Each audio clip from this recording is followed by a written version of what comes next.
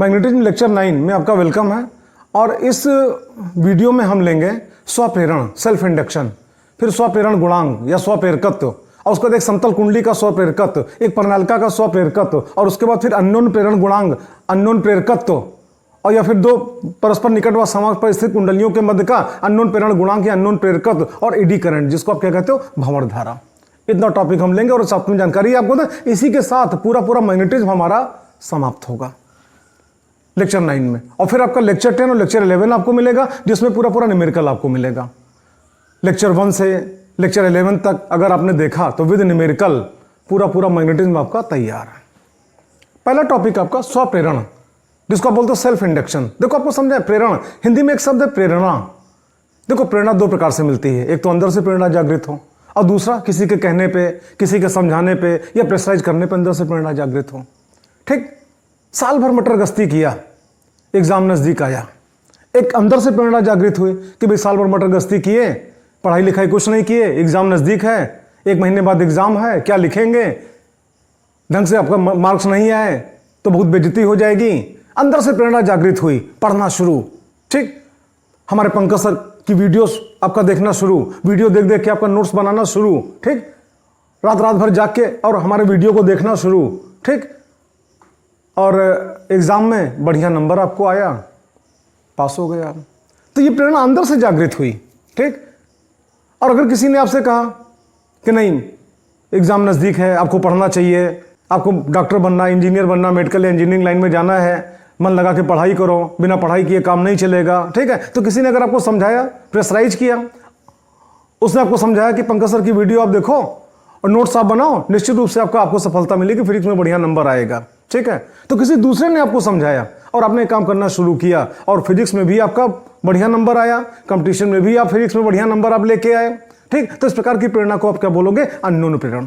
अंदर से प्रेरणा जागृत हुई तो क्या कहलाएगा, स्वप्रेरण, और दूसरे के कहने पे प्रेरणा जागृत हुई तो अन्योन्य प्रेरण। और ये दोनों प्रेरण आपको इसी वीडियो में आपको देखने को मिलेंगे। पहला टॉपिक आपका स्वप्रेरण। ठीक, देखो फैराडे का नियम आपने पढ़ा, इसके पहले के लेक्चर में आपने देखा, जब किसी कुंडली में से होकर गुजरने वाले चुंबकीय फ्लक्स में परिवर्तन होता है तो कुंडली के सिरों पर एक विद्युत वाहक बल प्रेरित हो जाता है, और कुंडली के सिरे अगर आपस में जुड़े हैं तो उसके अंदर के प्रेरित धारा भी बहती है। प्रेरित धारा उस कारण का विरोध करती है जिससे कि वह स्वयं उत्पन्न होती है, लेंज का नियम। अब यहां पे एक सिंगल पीस, एक कुंडली है, मान लो पहले से उसमें कोई धारा नहीं प्रवाहित हो रही है। सामने डायग्राम आप देखना, एक हमने कॉइल लिया, ये आपका रिहास्टेट लगा हुआ है धारा नियंत्रक के रूप में, एक बगल में की लगी हुई है कुंजी, और एक बगल में आपका सेल या बैटरी लगा हुआ है। ठीक, अभी कुंजी ऑफ है, तो कुंजी ऑफ है तो उसके अंदर कोई धारा प्रवाहित नहीं हो रही है। हमने आपको बुलाया, आप आए, हमने कहा बेटा कुंजी ऑन करो, आपने कुंजी ऑन कर दिया ऐसे, और जैसे कुंजी ऑन हुआ आप देखो इधर से आपको यहाँ पे क्या धारा बहने लगी। तो कुंजी ऑन करने के पहले इसमें से क्या कोई धारा नहीं गुजर रही थी, यानी गुजरने वाले चुंबकीय फ्लक्स का मान कितना था, 0। और जैसे आपने कुंजी ऑन किया, कुछ ना कुछ आपका धारा गुजरेगी, कुछ ना कुछ चुंबकीय फ्लक्स गुजरेगा, यानी कि कुंजी ऑन करने पर इसके भीतर से गुजरने वाले चुंबकीय फ्लक्स में परिवर्तन हुआ, और जब परिवर्तन हुआ तो इसके सिरों पर विद्युत वाहक बल प्रेरित होगा, और सिरे आपस में जुड़े हैं तो क्या प्रेरित धारा भी बहेगी। प्रेरित धारा क्या करेगी, लेंज के नियम का पालन करेगी, उस कारण का विरोध करेगी जिससे कि वह स्वयं उत्पन्न हुई है। और यहां पर वो कारण क्या है, मुख्य धारा का बहना। तो मुख्य धारा किधर बहेगी, ऐसे घूम के इधर की ओर तो बहेगी, और मुख्य धारा जब इधर बहेगी तो प्रेरित धारा किधर बहेगी, उल्टी दिशा में। ठीक, अब सुनो, हमने आपसे कहा कि मुख्य धारा का मान बढ़ाओ, तो मुख्य धारा का मान कैसे बढ़ाओगे, रिहास्टेट है, आप जानते हो धारा के रास्ते में प्रतिरोध के मान को क्या कर दो, कम कर दो। ठीक, आप धारा के रास्ते में प्रतिरोध के मान को क्या कर दो, कम कर दो। ठीक, आपने क्या किया, इसको आप इधर लेके आए, रिहास्टेट को, इस सिरे को खिसका के आप इधर लाते जाओगे, और जैसे जैसे आप इधर लाते जाओगे धारा के मार्ग में प्रतिरोध लगातार घटता जाएगा, और जब प्रतिरोध लगातार घटता जाएगा तो धारा लगातार बढ़ती जाएगी, यानी इसमें जो मुख्य धारा बह रही है, मुख्य धारा के मान में क्या होगी, वृद्धि होगी। ठीक, अच्छा, जब मुख्य धारा के मान में वृद्धि होगी मतलब परिवर्तन होगा, तो जितनी देर वृद्धि हो रही होगी, परिवर्तन हो रहा होगा, उतनी देर इसके अंदर क्या प्रेरित धारा बहेगी, और प्रेरित धारा क्या करेगी, मुख्य धारा के मान में परिवर्तन का विरोध करेगी। अब आप आगे देखना, तो मुख्य धारा का मान यहां पे क्या बढ़ रहा है, कैसे, आप इसको इधर खिसका रहे हो ना, इधर जब खिसकाओगे तो मुख्य धारा के मान में क्या वृद्धि होगी। क्यों वृद्धि होगी, आप इधर खिसका रहे हो तो धारा के रास्ते में प्रतिरोध का मान घट रहा है, प्रतिरोध का मान घटेगा, धारा का मान बढ़ेगा। कौन सी धारा, मुख्य धारा। ये सेल बैटरी से निकलने वाली धारा को हम क्या बोलते हैं, मुख्य धारा। तो मुख्य धारा का मान क्या बढ़ा, मतलब परिवर्तन हुआ, तो जितनी देर आप खिसका रहे होगे उतनी देर प्रेरित धारा यहां पे बह रही होगी। और प्रेरित धारा क्या करेगी? मुख्य धारा के मान में वृद्धि का विरोध करेगी, और जब वृद्धि का विरोध करेगी तो प्रेरित धारा मुख्य धारा के बहने के विपरीत दिशा में बहेगी। कब तक बहेगी? जब तक आप इसको खिसका रहे होगे। उसी प्रकार आप यहां पे आओ, मान लो हम आपसे कहें कि बेटा मुख्य धारा के मान में क्या कमी लाओ, तो कमी कब आएगी? जब धारा के मार्ग में प्रतिरोध के मान को क्या करोगे? बढ़ाओगे। उसके लिए आप इसको पकड़ के आप इधर इसको इधर खिसकाओगे, आप इसको इधर ला रहे हो, ठीक। तो जैसे जैसे आप इधर इसको खिसका रहे होगे, मुख्य धारा ये कुंजीयान है, जैसे जैसे आप इसको इधर खिसका रहे होगे वैसे वैसे मुख्य धारा के मार्ग में प्रतिरोध का मान लगातार बढ़ रहा होगा। और जब प्रतिरोध लगातार बढ़ रहा होगा तो मुख्य धारा का मान लगातार घट रहा होगा। और जब मुख्य धारा का मान लगातार घट रहा होगा, इसका मतलब कि मुख्य धारा के मान में परिवर्तन हो रहा होगा। और जब परिवर्तन हो रहा होगा तो निश्चित रूप से प्रेरित धारा उत्पन्न हो रही होगी। और प्रेरित धारा लेंज के नियम का पालन करेगी, मतलब मुख्य धारा के मान में कमी का विरोध करेगी। तो कमी का विरोध कैसे करेगी? आपका देखना, जिस दिशा में मुख्य धारा बह रही है प्रेरित धारा भी क्या होगी? उसी दिशा में बहेगी। आप देखो, ये लो, प्रेरित धारा इधर बही। अच्छा, उसके बाद आपने धारा को क्या बंद कर दिया, और जैसे बंद करोगे, बंद करने के पहले कुछ ना कुछ फ्लक्स क्या गुजर रहा था, और जैसे आप बंद करोगे फ्लक्स का मान कितना? जीरो। धारा का मान कितना? जीरो। एक स्मॉल टाइम के लिए फिर आपका प्रेरित धारा यहां पे उत्पन्न होगी, बहेगी। ये जो कहानी आपने देखी, आप जानते हो जब किसी कुंडली में विद्युत धारा प्रवाहित की जाती है, अथवा धारा के मान में वृद्धि की जाती है, अथवा धारा के मान में कमी की जाती है, अथवा धारा को बंद किया जाता है, तो प्रत्येक दशा में कुंडली में से होकर गुजरने वाले चुंबकीय फ्लक्स में परिवर्तन होता है। और जितनी देर परिवर्तन हो रहा होता है उतनी देर कुंडली में विद्युत वाहक बल प्रेरित हो रहा होता है, उतनी देर कुंडली में प्रेरित धारा बह रही होती है। और प्रेरित धारा लेंज के नियम के अनुरूप मुख्य धारा के मान में परिवर्तन का विरोध कर रही होती है। और इसी गुण को आप क्या कहते हो? स्वप्रेरण, या इसी घटना को आप क्या बोलते हो? Self induction. ये आपने देखा स्वप्रेरण के बारे में। एक बार आपको फिर समझाएं, जितनी देर आप इसको खिसका रहे होते हो उतनी देर मुख्य धारा के मान में वृद्धि हो रही होती है, उतनी देर गुजरने वाले चुंबकीय फ्लक्स में परिवर्तन हो रहा होता है, उतनी देर प्रेरित धारा बह रही होती है। और आप जानते हो क्योंकि मुख्य धारा के मान में इधर खिसकाने से क्या वृद्धि होगी, तो प्रेरित धारा क्या होगा? उल्टी दिशा में बहेगी। अच्छा, उसी प्रकार यहां पे आप आ जाओ, आप यहां पे इस कॉन्टैक्ट को आप इधर खिसका रहे हो, तो जितनी देर आप इसको खिसका रहे होते हो उतनी देर धारा के मार्ग में प्रतिरोध का मान बढ़ रहा होता है, उतनी देर मुख्य धारा के मान में कमी हो रही होती है, उतनी देर गुजरने वाले चुंबकीय फ्लक्स के मान में कमी हो रही होती है, मतलब गुजरने वाले चुंबकीय फ्लक्स में परिवर्तन हो रहा होता है, मतलब उतनी देर प्रेरित धारा बह रही होती है। और प्रेरित धारा लेंज के नियम के अनुरूप मुख्य धारा के मान में कमी का विरोध करती है। आप जानते हो मुख्य धारा इधर की तो बहेगी, ठीक। तो ऐसी दशा में प्रेरित धारा मुख्य धारा की दिशा में बह के और मुख्य धारा के मान में कमी का विरोध कर रही होती है। इस घटना को आप क्या बोलते हो? स्वप्रेरण या सेल्फ इंडक्शन। अब नेक्स्ट हेडिंग, स्वप्रेरण गुणांक, या इसी को आप क्या कहते हो? स्वप्रेरकत्व। कैपिटल एल से लिखते हैं। किसी कुंडली की पहचान उसके स्वप्रेरण गुणांक या स्वप्रेरकत्व से की जाती है। अलग अलग कुंडली, उसका स्वप्रेरण गुणांक या स्वप्रेरकत्व भी अलग अलग होगा। अब देखना, यदि किसी कुंडली में स्मॉल आई धारा प्रवाहित करने पर कुंडली के प्रत्येक फेरे से बद्ध चुंबकीय फ्लक्स फाइएम हो। मान लो कोई कुंडली, यही कुंडली है, हमने इसमें स्मॉल आई धारा प्रवाहित किया, तो कुंडली के प्रत्येक फेरे से बद्ध चुंबकीय फ्लक्स कितना है? फाइएम। तो अगर 2 फेरा होगा तो बद्ध चुंबकीय फ्लक्स कितना होगा? 2 फाइएम। 3 फेरा होगा 3 फाइएम, 5 फेरा होगा 5 फाइएम, 10 फेरा होगा 10 फाइएम, और n फेरा होगा तो n फाइएम। आप देखना, यदि किसी कुंडली में स्मॉल आई धारा प्रवाहित करने पर कुंडली के प्रत्येक फेरे से बद्ध चुंबकीय फ्लक्स फाइएम है, ठीक। यदि कुंडली में n फेरे हों तो कुंडली में से होकर गुजरने वाले चुंबकीय फ्लक्स ग्रंथिकाओं की कुल संख्या n फाइएम होगी। एक फेरे से कितना बद्ध है? फाइएम। 2 फेरे से कितना? 2 फाइएम। तो 10 फेरे होंगे कितना? 10 फाइएम। n फेरे होंगे कितना? n फाइएम। तो इस n फाइएम को हम क्या बोलते हैं? चुंबकीय फ्लक्स ग्रंथिकाओं की कुल संख्या n फाइएम होगी। और हम जानते हैं कि ये जो n फाइएम है ये कुंडली में प्रवाहित धारा स्मॉल आई पर निर्भर करेगी और उसके अंकमानुपाती होगी। मतलब n phi m that is directly proportional to i। आप जानते हो ये सिंबल हटता है, इक्वल का सिंबल आता है तो कोई ना कोई कांस्टेंट आता है, तो n phi m that is equal to Li, जहां पे L क्या है? एक अंकमानुपाती स्थिरांक या नियतांक है, और इसी को हम कुंडली का स्वप्रेरण गुणांक या स्वप्रेरकत्व कहते हैं। अच्छा, तो L बराबर क्या हो जाएगा? L बराबर n फाई अपान आई। आप देखो L that is equal to n phi M upon I. एक फार्मूला आपका निकल आया स्वप्रेरण गुणांक का या स्वप्रेरकत्व का। ठीक, अगर हम I का मान कितना 1 मान लें तो L बराबर कितना हो जाएगा n phi m। आप देखो वही लिखा है, if I that is equal to 1 then L that is equal to n phi m। और इसी को हम ढंग से लैंग्वेज में शब्दों में पढ़ दें तो एक परिभाषा निकल आएगी किसकी, स्वप्रेरण गुणांक की या स्वप्रेरकत्व की। आप कह सकते हो यदि किसी कुंडली में एकांक धारा प्रवाहित की जाए या किसी कुंडली में एकांक धारा प्रवाहित करने पर उस कुंडली का स्वप्रेरण गुणांक या स्वप्रेरकत्व तो सदैव कुंडली में से होकर गुजरने वाले चुंबकीय फ्लक्स ग्रंथिकाओं की कुल संख्या के बराबर होता है। आप देखो नीचे डेफिनेशन लिखी हुई है, एक बार हम किनारे हटते हैं, आप स्क्रीनशॉट भी ले सकते हो, पूरा नोट्स आपका तैयार हो जाएगा स्वप्रेरण गुणांक के बारे में। अब इसका एक पार्ट और है स्वप्रेरण गुणांक का। आप इधर आना, आप देखना, हम जानते हैं फैराडे का नियम आपने पढ़ा है, हमने खुद पढ़ा है लेक्चर नंबर 8 में। अगर किसी कुंडली में से होकर डेल्टा टी समय अंतराल में गुजरने वाले चुंबकीय फ्लक्स में परिवर्तन डेल्टा फाई एम हो और कुंडली में फेरों की संख्या कैपिटल एन हो तो कुंडली के सिरों पर प्रेरित विद्युत वाहक बल E बराबर minus N delta phi M upon delta T. अब एन को हम यहां पे अंदर लेके गए, डेल्टा को बाहर निकाल लिया तो E बराबर माइनस, ठीक, और एन आपका अंदर चला गया तो delta N phi M upon delta T. अभी तुरंत आपने पढ़ा N phi M that is equal to L I, तो हमने एन फाई एम की जगह पे एल आई लिख दिया। नीचे की लाइन में आप देखो E that is equal to minus फिर डेल्टा और एन फाई एम की जगह पे L I upon delta T.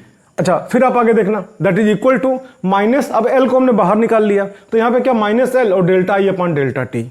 या इस प्रकार से आपका निकला formula E that is equal to minus L delta I upon delta T. आप जानते हो ये क्या इंड्यूस्ड ईएमएफ है, प्रेरित विद्युत वाहक बल, इसका मात्रक क्या होगा, वोल्ट। यल स्वप्रेरण गुणांक या स्वप्रेरकत्व, यल को यहीं पे रोक के बाकी को ट्रांसफर करें तो आपकी अगली लाइन ये निकल के आएगी L that is equal to minus E upon delta I upon delta T. एक मेन फार्मूला है, इस पे न्यूमेरिकल आपको मिल सकता है। अच्छा अगर आपसे हम पूछें कि आप बताओ बेटा आई बराबर क्या होता है तो आप क्या बोलोगे, धारा। अगर आपसे पूछे डेल्टा आई क्या होता है तो आप क्या बोलोगे, धारा में परिवर्तन, विद्युत धारा में परिवर्तन। और अगर आपसे पूछें कि delta I upon delta T क्या होगा तो इसका मतलब क्या हुआ, विद्युत धारा में परिवर्तन की दर। आप देखना delta I upon delta T तो लिखा है, तो delta I upon delta T का मतलब क्या हुआ, विद्युत धारा में परिवर्तन की दर। अब ऐसी कंडीशन में आप देखना अगर delta I upon delta T का मान 1 हो जाए तो यल बराबर क्या होगा, माइनस सी। आप नीचे देखो if delta I upon delta T that is equal to 1 then L that is equal to minus सी।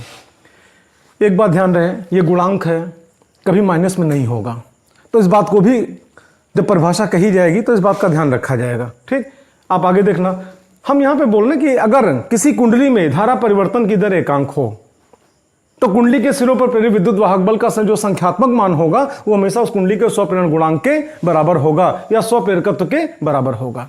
इसी बात को डेफिनेशन के तौर पे हमने आपको दिया, यदि किसी कुंडली में धारा परिवर्तन की दर एकांक हो तो उस कुंडली का स्वप्रेरण गुणांक अथवा स्वप्रेरकत्व सदैव उसके सिरों पर प्रेरित विद्युत वाहक बल के संख्यात्मक मान के बराबर होगा। संख्यात्मक मान क्यों लिख रहे हैं, क्योंकि यहाँ पे माइनस है और आप जानते हो गुणांक माइनस में होता नहीं है, तो इस बात को आपका व्यक्त करने के लिए यहाँ पे संख्यात्मक मान बोला गया कि भले -3 है तो माइनस नहीं माना जाएगा, 3 माना जाएगा। इसका स्वप्रेरण गुणांक है स्वप्रेरकत्व। और आपको जानकारी दें, स्वप्रेरण गुणांक के स्वप्रेरकत्व का मात्रक क्या होता है, हेनरी। यल का मात्रक क्या होगा, यल का मूल मात्रक क्या होगा, यल का विमीय सूत्र क्या होगा। आप देखो बहुत आसान, देखो हम जानते हैं कि L that is equal to minus E upon delta I upon delta T. हमको इसकी यूनिट चाहिए, यल बराबर minus C upon delta I upon delta T. ठीक, तो आप जानते हो यल का मात्रक बराबर ई का मात्रक बटे डेल्टा आई का मात्रक बटे डेल्टा टी का मात्रक। आप जानते हो ई का मात्रक क्या होगा, वोल्ट, ये, और डेल्टा आई का मात्रक एम्पियर और डेल्टा टी का मात्रक सेकंड। तो यहां पे आप देख रहे हो वोल्ट बटे एम्पियर प्रति सेकंड, और अभी तुरंत हमने इसके पहले आपको बताया था यल का मात्रक क्या होता है, हेनरी। तो इसी को शॉर्ट फॉर्म में आप क्या बोलते हो, हेनरी, HENRY हेनरी। एक वैज्ञानिक का नाम है, उन्हीं के सम्मान में इसका मात्रक हेनरी रख दिया गया। अब अगर हम सब जगह 1 1 बढ़ा दें, यहां भी 1, यहां भी 1, यहां भी 1, तो यहां से अगर आप चाहो तो हेनरी की डेफिनेशन आप दे सकते हो। यदि किसी कुंडली में 1 एम्पीयर प्रति सेकंड की दर से धारा में परिवर्तन करने पर उसके सिरों पर प्रेरित विद्युत वाहक बल 1 वोल्ट हो तो उस कुंडली का स्वप्रेरण गुणांक कितना होगा, 1 हेनरी। आप देखो नीचे डेफिनेशन हमने लिख रखा है, यदि किसी कुंडली में 1 एम्पीयर प्रति सेकंड की दर से परिवर्तन करने पर, किसमें, धारा में, ठीक है, कुंडली के सिरों पर प्रेरित विद्युत वाहक बल 1 वोल्ट हो तो कुंडली का स्वप्रेरण गुणांक अथवा स्वप्रेरकत्व कितना होगा, 1 हेनरी होगा। हेनरी की एक डेफिनेशन निकल रही है यहां से। हम एल का मात्रक चाहेंगे MKS पद्धति में, जिसको आप यहाँ पे कह सकते हो मूल मात्रक, और जब मूल मात्रक निकालेगा विमीय सूत्र खट से निकाल देंगे, लिख देंगे। आप देखो अभी इसका मात्रक क्या निकला था, ऊपर यहाँ पे वोल्ट, यहाँ पे एम्पियर और यहाँ पे सेकंड। आप देखो वोल्ट बटे एम्पियर प्रति सेकंड। अब डबल बटे के नाते सेकंड ऊपर चला गया तो यहाँ पे क्या हो जाएगा, सेकंड वोल्ट के बगल में आ जाएगा, तो यहाँ पे आप देख रहे हो वोल्ट सेकंड बटे एम्पियर। आप सभी लोग जानते हो वोल्ट जूल बटे कूलाम को ही तो वोल्ट कहते हो, तो यहाँ पे वोल्ट की जगह पे हमने जूल बटे कूलाम लिख दिया। सेकंड है सेकंड ऐसे ही लिखा हुआ है, एम्पियर है एम्पियर ऐसे ही लिखा हुआ है। अब ये कूलाम कहाँ नीचे आ जाएगा और जूल और सेकंड आपका अगल बगल हो जाएगा। तो अगली लाइन आप देखो जूल सेकंड बटे ये कूलाम नीचे आ गया, कूलाम इंटू एम्पियर। अच्छा आप जानते हो जूल, ठीक, न्यूटन मीटर को ही तो जूल कहते हो, तो जूल की जगह पे क्या हो गया न्यूटन मीटर, और सेकंड है तो यहाँ पे क्या सेकंड हो गया, और बटे यहाँ पे कूलाम और यहाँ पे एम्पियर। और आप जानते हो क्यू बराबर आई टी होता है, तो क्यू का मात्रक कूलाम, आई का मात्रक एम्पियर और टी का मात्रक क्या होता है सेकंड। तो यहाँ पे आप देख रहे हो ये कूलाम की जगह पे एम्पियर सेकंड इंटू एम्पियर हो गया। अच्छा अब आगे देखना, न्यूटन किलोग्राम मीटर पर सेकंड स्क्वायर को न्यूटन कहते हैं, तो न्यूटन की जगह पे हमने किलोग्राम मीटर बटे सेकंड स्क्वायर लिख दिया। मीटर है बगल में मीटर हो गया, सेकंड है बगल में सेकंड हो गया, अपान एम्पियर, और यहाँ पे एम्पियर 2 बार है तो यहाँ पे एम्पियर स्क्वायर हो गया और ये सेकंड हो गया। अब आगे आप देखना, इस सेकंड से ये सेकंड कैंसिल हो गया, ठीक।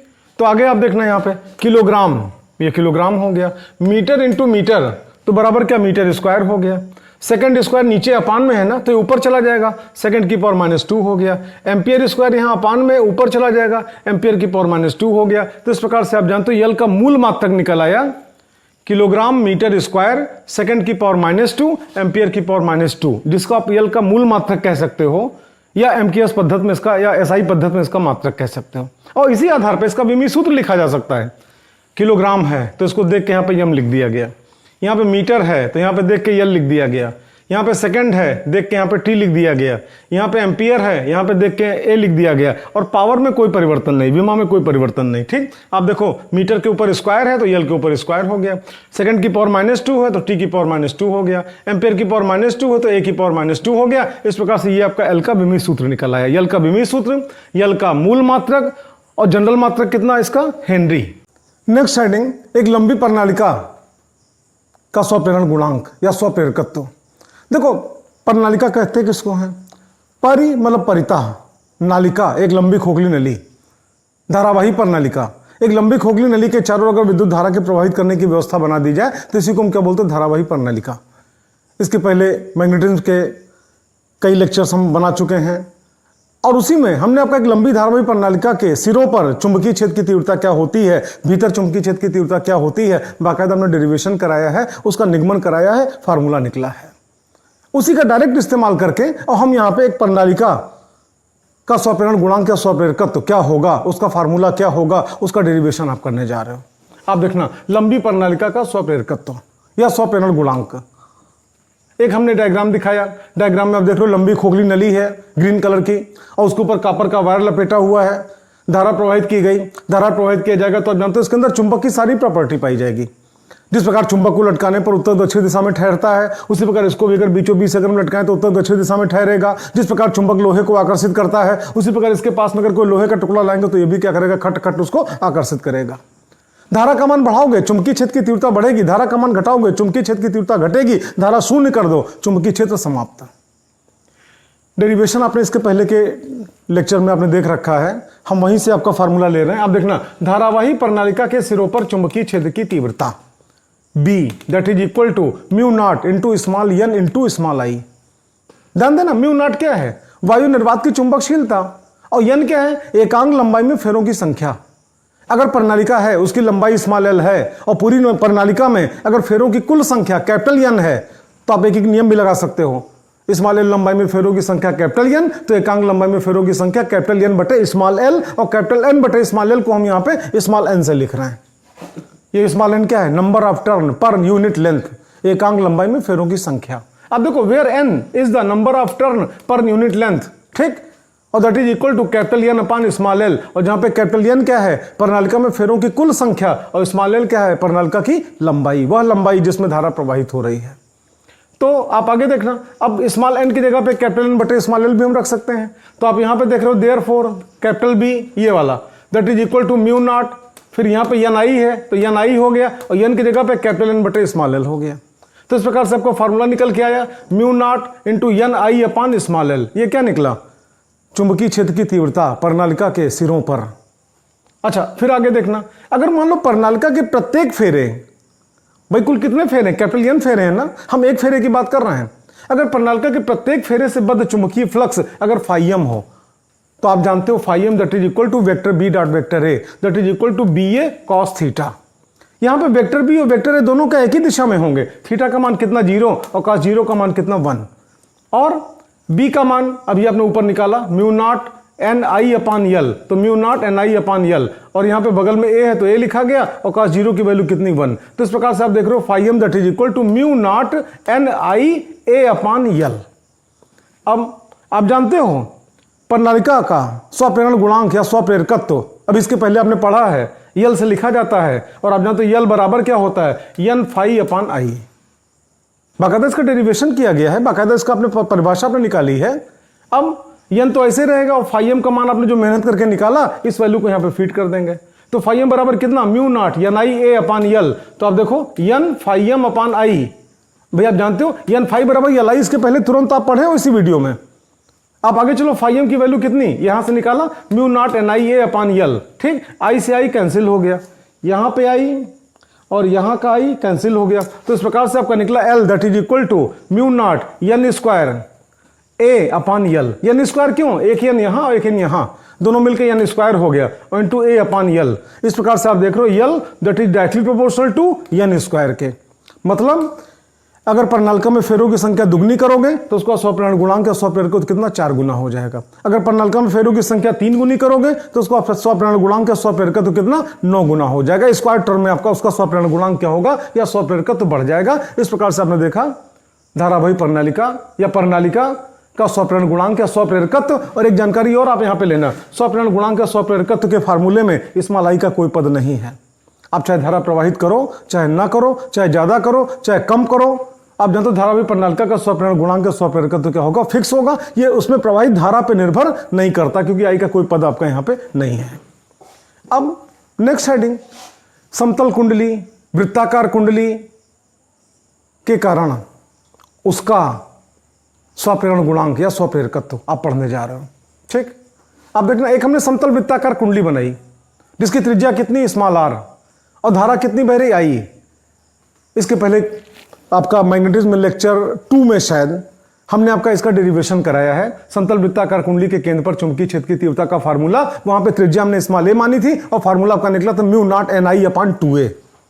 यहां पे त्रिज्या हम स्मॉल आर मान रहे हैं, फार्मूला वही लेंगे, एक ही जगह पे क्या? स्मॉल आर का प्रयोग कर लेंगे। तो आप आगे देखना, धारावाही समतल वृत्ताकार कुंडली के केंद्र पर चुंबकीय क्षेत्र की तीव्रता B that is equal to mu naught N I upon 2a, लेकिन एक ही जगह पे यहां पे त्रिज्या आप स्मॉल आर माने हो, तो यहां पे क्या लिखा जाएगा? Small R 2r। हम जानते हैं अगर कुंडली के प्रत्येक फेरे से बद्ध चुंबकीय फ्लक्स को फाइम से लिखें तो phi m that is equal to vector B dot vector A बराबर क्या? B A cos theta. Vector B और वेक्टर ए दोनों एक ही दिशा में, तो थीटा का मान कितना? 0, कॉस 0 का मान कितना? 1। आगे आओ, फाइम इक्वल बी, तो बी का मान ऊपर आप लिखे हो mu naught N I upon 2r, तो mu naught N I upon 2r। फिर एरिया, वृत्ताकार है ना कुंडली, और वृत्त का क्षेत्रफल कितना? पाई आर स्क्वायर, तो यहां पे कितना? पाई आर स्क्वायर, और यहां पे क्या? 1 हो गया। अब आप आगे देखना, एक आर से एक आर आपका कैंसिल, तो इस प्रकार से phi m that is equal to half, ये है ना बाई 2, फिर यहां पे म्यू नॉट ये वाला, पाई ये, यन यहां, आर ये, एक आर कैंसिल हुआ था, एक यहां पे आर बचा था ना, और फिर आई, ये आपका आई हो गया। इस प्रकार से आप देख रहे हो phi m that is equal to half mu naught pi N R I, ये आपका क्या निकला? समतल वृत्ताकार कुंडली के प्रत्येक फेरे से बद्ध चुंबकीय फ्लक्स का मान निकला। इसी वीडियो में आपने शुरू में पढ़ा है, आप जानते हो एन फाई बराबर यल आई, तो यल बराबर क्या हो जाएगा? एन फाई अपान आई। आप देखो, अतः समतल वृत्ताकार कुंडली का स्वप्रेरण गुणांक या स्वप्रेरकत्व एल बराबर एन फाइम अपान आई। एन अपान आई को हमने बाहर निकाल लिया, फाइम को किनारे कर दिया, और फाइम की वैल्यू उठा के यहां फीड कर दिया, ठीक। अब आप आगे देखना, आई से आई कैंसिल, और इस प्रकार से आपका निकल के आया L that is equal to half mu naught pi N square into R. N square क्यों, एक एन यहाँ पे और एक एन यहाँ पे, दोनों मिलकर एन स्क्वायर हो गया, ये आर यहाँ पे आ गया, ठीक। म्यू नॉट पाई हो गया, ये बाई टू तो बाई टू हो गया। इस प्रकार से आप देख रहे हो L that is equal to half mu naught pi N square into R. ये क्या है, समतल वृत्ताकार कुंडली का स्वप्रेरण गुणांक या स्वप्रेरकत्व। आप यहां पर भी देख रहे हो समतल वृत्ताकार कुंडली का स्वप्रेरण गुणांक या स्वप्रेरकत्व कैपिटल एल, कुंडली में फेरों की संख्या n के वर्ग के अनुक्रमानुपाती है। मतलब अगर आप फेरों की संख्या दुगनी करोगे तो समतल वृत्ताकार कुंडली का स्वप्रेरण गुणांक या स्वप्रेरकत्व कितना, 4 गुना हो जाएगा। अगर फेरों की संख्या आप 3 गुनी करोगे तो समतल वृत्ताकार कुंडली का स्वप्रेरण गुणांक या स्वप्रेरकत्व कितना, 3 का स्क्वायर कितना, 9 गुना हो जाएगा। स्क्वायर टर्म में आपका यहाँ पे क्या होगा, बढ़ जाएगा। और दूसरी खास बात आप देखना यहाँ पे कि स्वप्रेरण गुणांक या स्वप्रेरकत्व के फार्मूले में धारा स्मॉल आई का कोई पद नहीं है। आप धारा प्रवाहित करो चाहे ना करो, चाहे धारा बढ़ाओ चाहे घटाओ, चाहे धारा प्रवाहित मत करो, बंद कर दो, स्वप्रेरण गुणांक की सेहत पर कोई फर्क नहीं पड़ेगा। इसका फार्मूला आपका यही होगा। इस प्रकार से आपने यहां पे देखा लंबी प्रणालिका का स्वप्रेरण गुणांक का स्वप्रेरकत्व देखा, और साथ ही साथ पैरेलल स्टडी आपने करी किसकी, समतल वृत्ताकार कुंडली का स्वप्रेरण गुणांक का स्वप्रेरकत्व देखा। नेक्स्ट टॉपिक, किसी कुंडली में संचित ऊर्जा। जब किसी कुंडली में विद्युत धारा प्रवाहित करते हैं तो उस कुंडली में ऊर्जा संचित हो जाती है, वैद्युत ऊर्जा। Formula U that is equal to half LI square.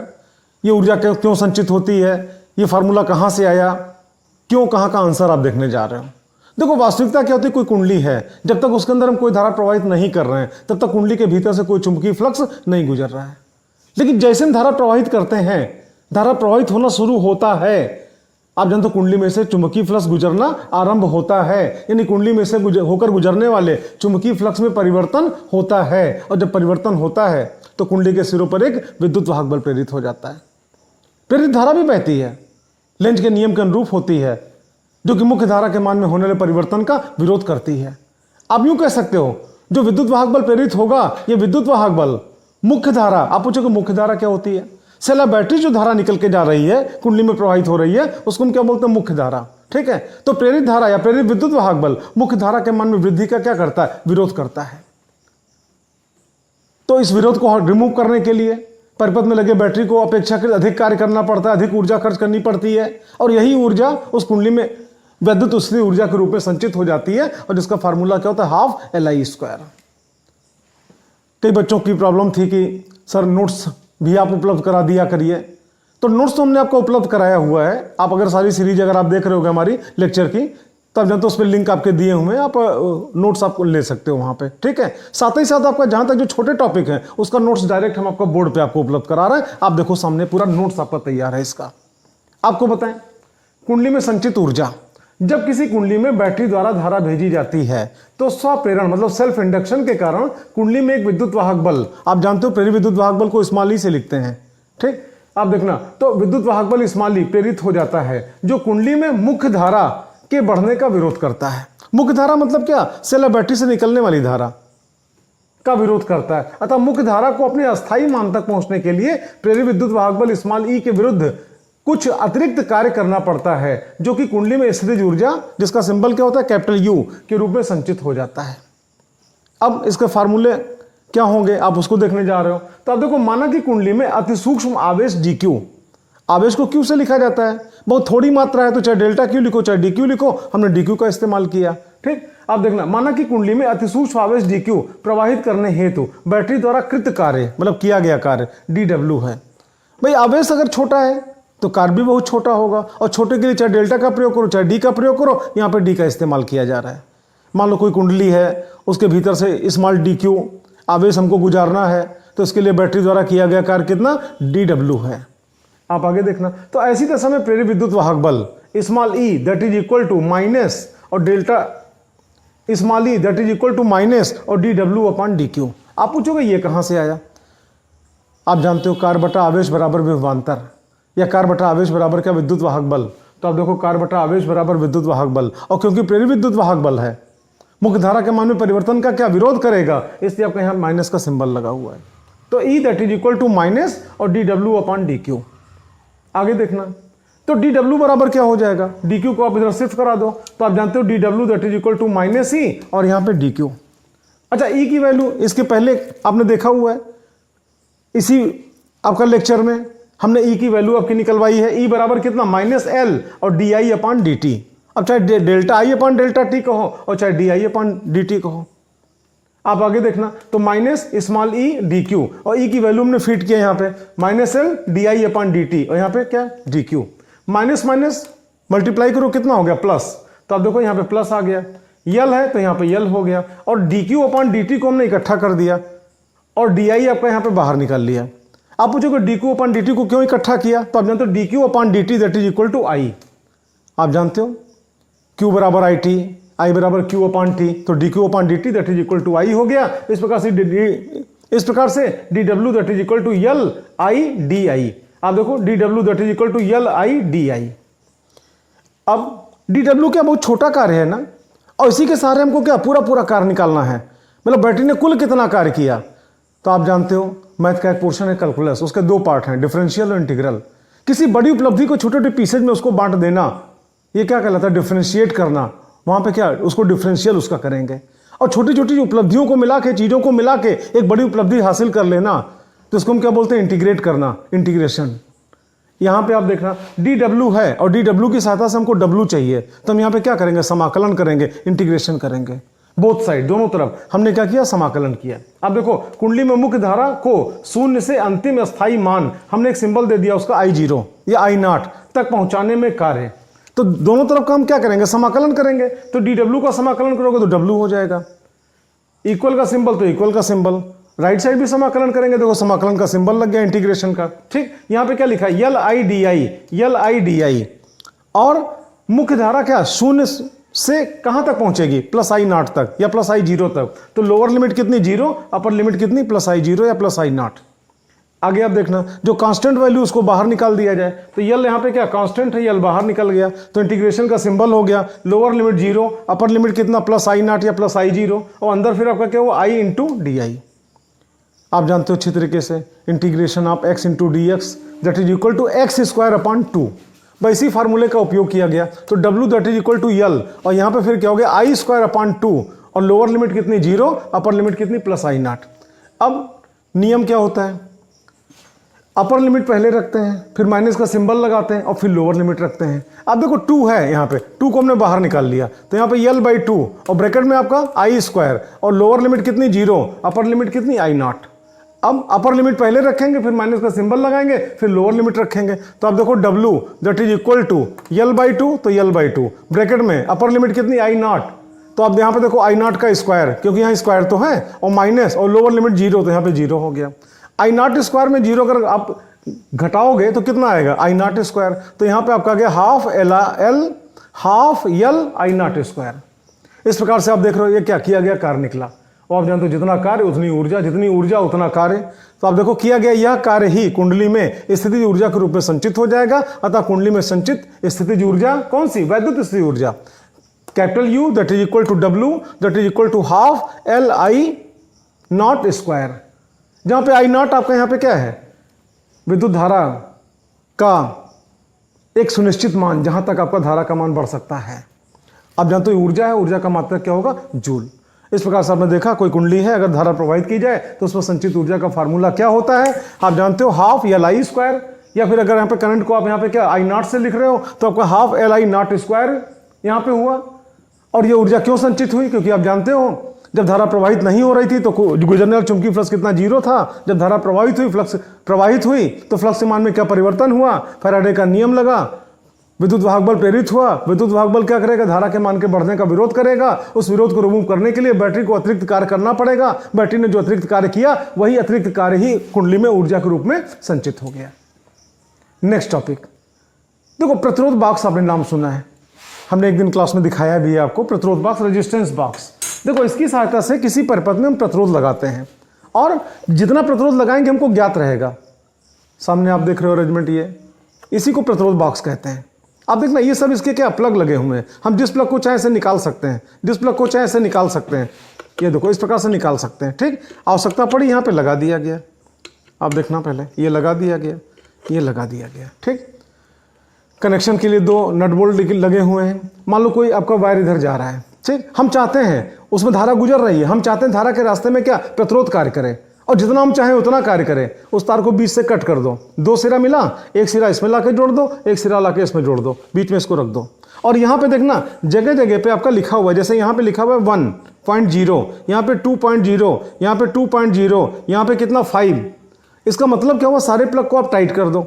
अब यहाँ पे देखना सारे प्लग टाइट हैं, तो अगर यहाँ से मान लो कोई करंट आई तो आप जानते हो जब सारे प्लग टाइट होंगे तो करंट यहाँ पे आएगी और नीचे सब आपका यहाँ पे क्या कापर के गुटके, तांबे के गुटके लगे हैं, तो सीधे धारा ऐसे निकल के और ऐसे निकल जाएगी। धारा के रास्ते में कोई प्रतिरोध कार्य नहीं करेगा। अब अगर हम चाहते हैं धारा के रास्ते में 5 ओम का प्रतिरोध कार्य करे तो सारे प्लग टाइट रहने दो और जो 5 ओम का प्लग है इसको आप ऐसे बाहर निकाल दो। अब क्या होगा, करंट यहाँ तक, यहाँ से आई, यहाँ पहुँची नट बोल्ट पे और यहाँ से सीधे यहाँ पे आ गई। क्यों, सारे प्लग टाइट हैं, लेकिन यहाँ का प्लग आपने निकाल दिया तो अब करंट जब यहाँ पहुँचेगी तो यहाँ से डायरेक्ट यहाँ नहीं आ पाएगी। क्यों, क्योंकि प्लग तो निकाल के आप हाथ में पकड़े हो। तो अब मजबूरी में करंट आपका यहाँ से फिर अंदर जाएगी और अंदर 5 ओम का प्रतिरोध लगा हुआ है और वहाँ से घूम के उसको पार करके तब यहाँ आएगी और यहाँ से निकल के इस प्रकार निकल गई। आप जानते हो धारा के रास्ते में 5 ओम का प्रतिरोध लग गया। अगर आप चाहते हो 6 ओम का प्रतिरोध लगाना तो 5 ओम का प्लग निकला ही है, आप 1 ओम का प्लग निकाल दो। अब करंट यहाँ से आई, नट बोल्ट पे आई, ये प्लग आपने निकाल दिया तो आप जानते हो मजबूरी में करंट आपका यहाँ तक आने के बाद अंदर जाएगी। यहाँ पे अंदर 1 ओम का प्रतिरोध लगा हुआ है और फिर करंट यहाँ पे आएगी, यहाँ से घूम के यहाँ पे आई, फिर 5 ओम का प्लग आप निकाले हो तो करंट अंदर जाएगी, 5 ओम के प्रतिरोध को पार करके यहाँ आएगी, यहाँ से घूम के निकल गई। आप जानते हो करंट या धारा के रास्ते में 6 ओम का प्रतिरोध लग गया। अच्छा, आप आगे सुनो, इसके अंदर जो प्रतिरोध लगा है, जैसे यहाँ पे क्या 5 ओम, यहाँ पे क्या 1 ओम, या उसी प्रकार से यहाँ पे 10 ओम लिखा हुआ है अलग अलग, ठीक है। तो आप जानते हो अंदर जो प्रतिरोधक तार लगा होता है तो प्रतिरोधक तार सीधे डायरेक्ट आपका यहाँ पे नहीं लगाते बल्कि उसको कुंडली के शेप में उसको देते हैं। अच्छा, जो कुंडली बनाते हैं जानते हो दोहरा करके बनाते हैं।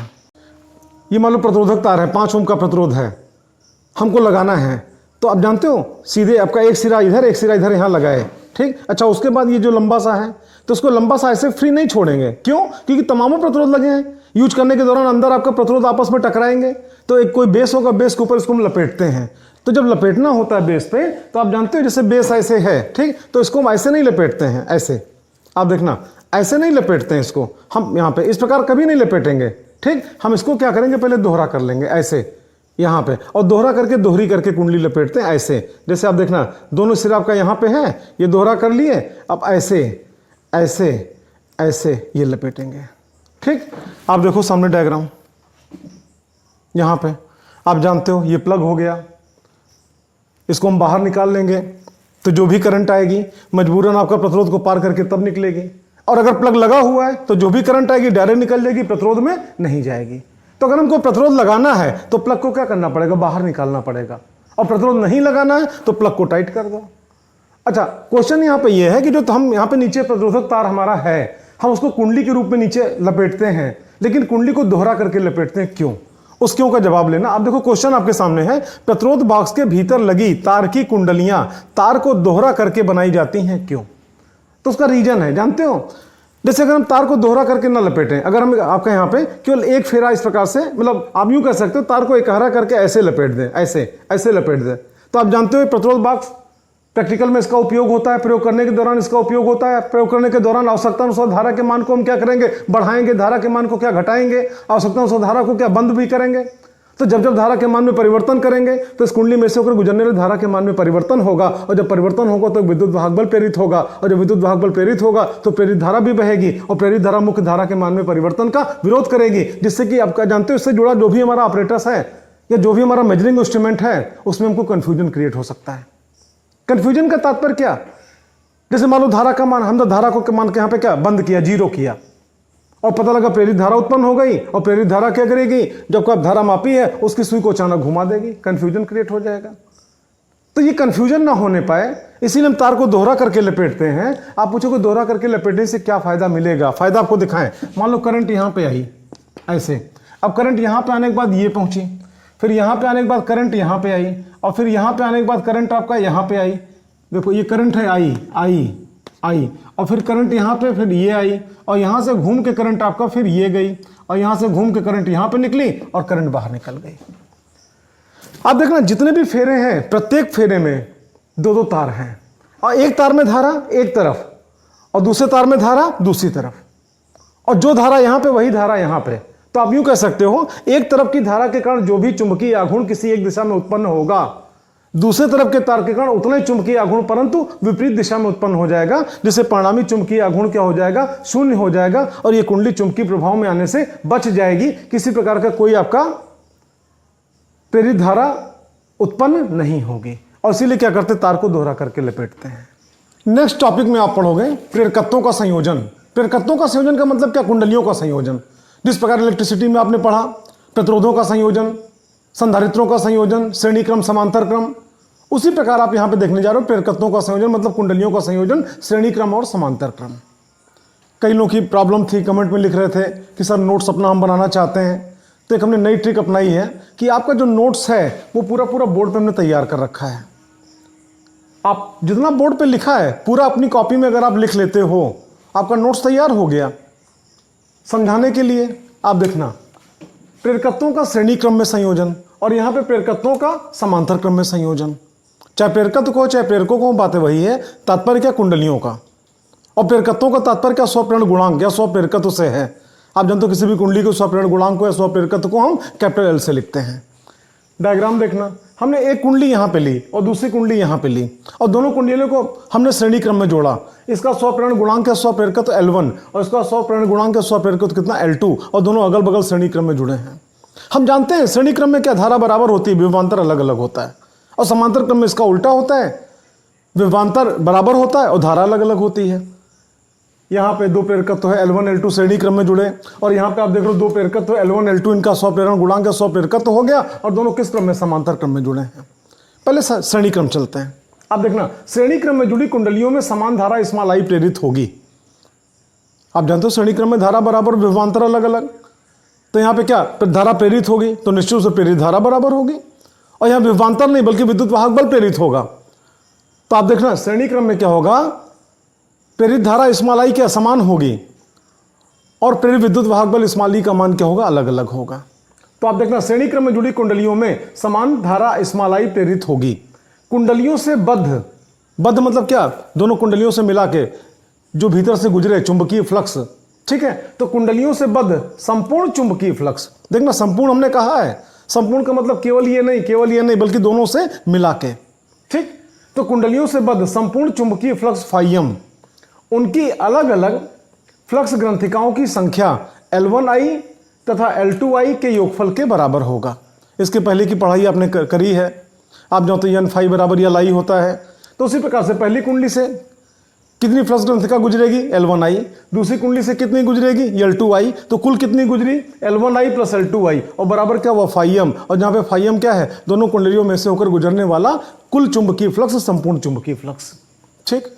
अब अगर दोनों के प्रेरकत्व तुल्य, प्रेरकत्व को कैपिटल L से लिखें तो आप जानते हो यदि तुल्य प्रेरकत्व कैपिटल L हो तो फाइम बराबर कितना, Li। तो ऐसी दशा में Li बराबर क्या, L1I प्लस L2I। आप यहाँ पे देखना I यहाँ पे क्या कॉमन हो गया राइट साइड में, तो यहाँ पे Li that is equal to L1 plus L2 into I और बोथ साइड I आपका यहाँ पे क्या कैंसिल हो जाएगा, ये लो, ठीक। तो इस प्रकार से आपका निकल के आया L that is equal to L1 plus L2। जिस प्रकार दो प्रतिरोध आपस में श्रेणी क्रम में जुड़े हों R1 R2, तो उनका तुल्य प्रतिरोध कैसे निकालते हो, R equal to R1 plus R2। उसी प्रकार दो प्रेरकत्व अगर श्रेणी क्रम में जुड़े हैं तो उनका तुल्य प्रेरकत्व कैसे निकलेगा, L that is equal to L1 plus L2। आप यूं कह सकते हो श्रेणी क्रम में तुल्य प्रेरकत्व सदैव परिपथ में लगे अलग अलग प्रेरकत्वों के योगफल के बराबर होता है। अब समांतर क्रम पे चलते हैं। आप देखना दो प्रेरकत्व मतलब क्या, कुंडलियां जिनका स्वप्रेरण गुणांक कितना, L है। पहली कुंडली का कितना L1 है, दूसरी का कितना L2 है और आपस में समांतर क्रम में जुड़े हैं। समांतर क्रम में क्या विभवांतर बराबर होता है, लेकिन यहाँ विभवांतर नहीं, यहाँ पे क्या विद्युत वाहक बल प्रेरित होगा। तो यहाँ पे क्या प्रेरित विद्युत वाहक बल स्मॉल ई का मान दोनों में क्या होगा, बराबर होगा। यानी इसमें भी प्रेरित विद्युत वाहक बल कितना, स्मॉल ई, इसमें भी प्रेरित विद्युत वाहक बल कितना, स्मॉल ई। और समांतर क्रम है, यहाँ पे धारा क्या होगी, अलग अलग होगी। इसमें धारा मान लो I1 है प्रेरित धारा और इसमें मान लो प्रेरित धारा कितनी, I2 है।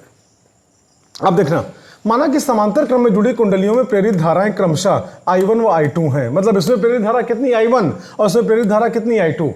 तो कुल धारा कितनी होगी, I से लिखें तो I that is equal to I1 plus I2। अब अगर आपसे कहें कि मतलब धारा में परिवर्तन, तो धारा में परिवर्तन के लिए I की जगह पे क्या, डेल्टा I, इक्वल के नीचे इक्वल हो गया, I1 की जगह पे डेल्टा I1, प्लस के नीचे प्लस हो गया, I2 की जगह पे डेल्टा I2 हो गया। ये क्या हुआ, धारा में परिवर्तन, कुल परिवर्तन। अच्छा अगर आपसे कहें धारा में परिवर्तन की दर। तो अगर दर कहेंगे तो डेल्टा टी से क्या करना पड़ेगा, डिवाइड करना पड़ेगा, भाग करना पड़ेगा। तो आप देख लो धारा में परिवर्तन की दर, तो इसी लाइन में बोथ साइड हमने डेल्टा टी से क्या किया, डिवाइड कर दिया। मतलब यहाँ डेल्टा आई है तो delta I upon delta T, equal के नीचे इक्वल, डेल्टा आई वन है तो delta I one upon delta T, plus के नीचे प्लस, डेल्टा आई टू है तो delta I two upon delta T. मतलब आप यूं कह सकते हो delta I upon delta T that is equal to delta I one upon delta T plus delta I two upon delta T. That is your equation number first. आप जानते हो समांतर क्रम है, समांतर क्रम में प्रेरित विद्युत वाहक बल क्या होगा, बराबर होगा। मतलब इसमें प्रेरित विद्युत वाहक बल कितना, स्मॉल ई, इसमें प्रेरित विद्युत वाहक बल कितना, स्मॉल ई, दोनों का मिला के प्रेरित विद्युत वाहक बल कितना, स्मॉल ई। आप देखो समांतर क्रम में जुड़ी कुंडलियों में प्रेरित विद्युत वाहक बल स्मॉल ई एक समान होगा। अतः तो पहली कुंडली के लिए अगर हम बात करें तो small E that is equal to minus L1 delta I1 upon delta T. दूसरी कुंडली के लिए अगर हम बात करें तो small E that is equal to minus L2 और delta I2 upon delta T. ठीक, तो यहीं से आप देखना delta I1 upon delta T को यहाँ पे रोक लें और बाकी हम पक्षांतर कर दें। तो आप जानते हो delta I1 upon delta T that is equal to minus E upon L1। इसको आपने रोका, इसको ट्रांसफर कर दिया। अच्छा, यहाँ पे एंड, अब यहाँ पे आओ delta I2 upon delta T, इसको हम यहाँ पे रोक लें और इसको इधर ट्रांसफर कर दें। तो delta I2 upon delta T that is equal to minus E upon L2। ये आपका इधर ट्रांसफर हो गया, अपान में आ गया। अच्छा, उसी प्रकार से अगर समांतर क्रम में जुड़े इन प्रेरकत्वों मतलब कुंडलियों के तुल्य प्रेरकत्व को या तुल्य प्रेरण गुणांक को कैपिटल L से व्यक्त करें तो आप जानते हो E that is equal to minus L और delta I upon delta T. ठीक, delta I upon delta T को हमने यहाँ पे रोक लिया और इसको इधर ट्रांसफर किया। तो आप जानते हो delta I upon delta T that is equal to minus E upon L। अब देखना यहाँ पे ये delta I1 upon delta T, यहाँ पे delta I2 upon delta T और यहाँ पे delta I upon delta T. इन तीनों वैल्यूज को हम इक्वेशन नंबर फर्स्ट में रखेंगे, जो जहां उचित हो वहां पे रखा जाएगा। जैसे delta I upon delta T की जगह पे ये value, delta I1 upon delta T की जगह पे ये value, plus delta I2 upon delta T की जगह पे ये वैल्यू। तो इन सारी वैल्यूज को यहाँ पे रखा गया। ठीक, अब देखो यहाँ भी माइनस ई, यहाँ भी माइनस ई, तो माइनस ई को हमने क्या किया, कॉमन ले लिया बाहर। तो यहाँ पे आप देख रहे हो माइनस ई यहाँ पे बाहर निकाल लिया, तो माइनस ई बाहर निकल गया तो यहाँ पे कितना हुआ, 1 अपॉन L, इक्वल के नीचे इक्वल, और यहाँ पे माइनस ई बाहर निकल गया तो 1 upon L1 plus 1 upon L2। और आप यहाँ पे देख रहे हो माइनस से तो माइनस रिमूव हो गया और ई से ई रिमूव हो गया। ठीक, तो इस प्रकार से क्या निकला, 1 upon L that is equal to 1 upon L1 plus 1 upon L2।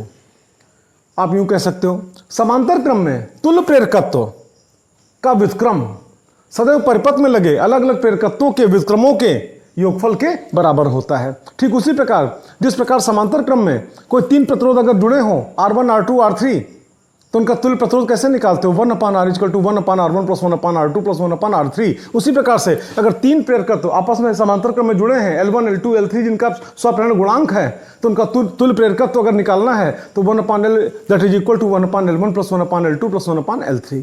इस प्रकार आपने देखा प्रेरकत्वों का संयोजन, श्रेणी क्रम और समांतर क्रम। नेक्स्ट टॉपिक, अननोन प्रेरण गुणांक या अननोन प्रेरकत्व। अननोन प्रेरण क्या होता है पहले आप ये पढ़ोगे, उसके बाद जब आप समझ जाओगे तो फिर अननोन प्रेरण गुणांक क्या होता है। अननोन प्रेरण गुणांक और अननोन प्रेरकत्व एक ही चीज है, उसके नाम अलग अलग हैं। अब तक की पढ़ाई स्वप्रेरण गुणांक या स्वप्रेरकत्व पर आधारित थी।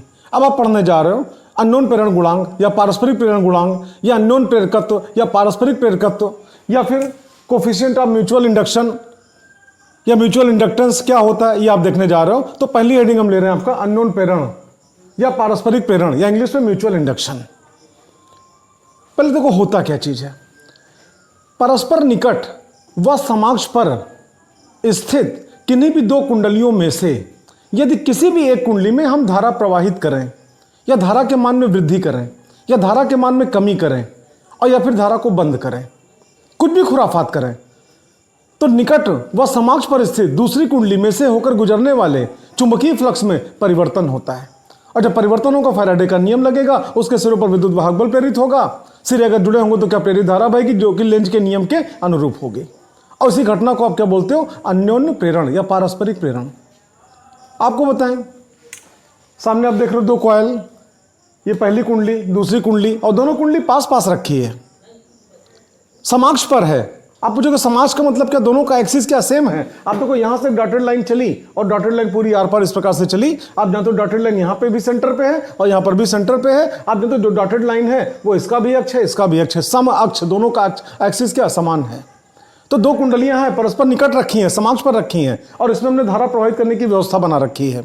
और इसमें आप देख रहे हो कोई बैटरी नहीं, कोई सेल नहीं, फिर भी अभी इसमें हम खुराफात करेंगे और इसमें धारा बहेगी। है ना जादू? देखने वाले के लिए जादू, आपके लिए अननोन प्रेरण। भाई जादू क्यों? बिना बैटरी के, बिना सेल के इसमें धारा प्रवाहित होगी, फैराडे के नियम के अनुरूप आपका प्रवाहित होगी।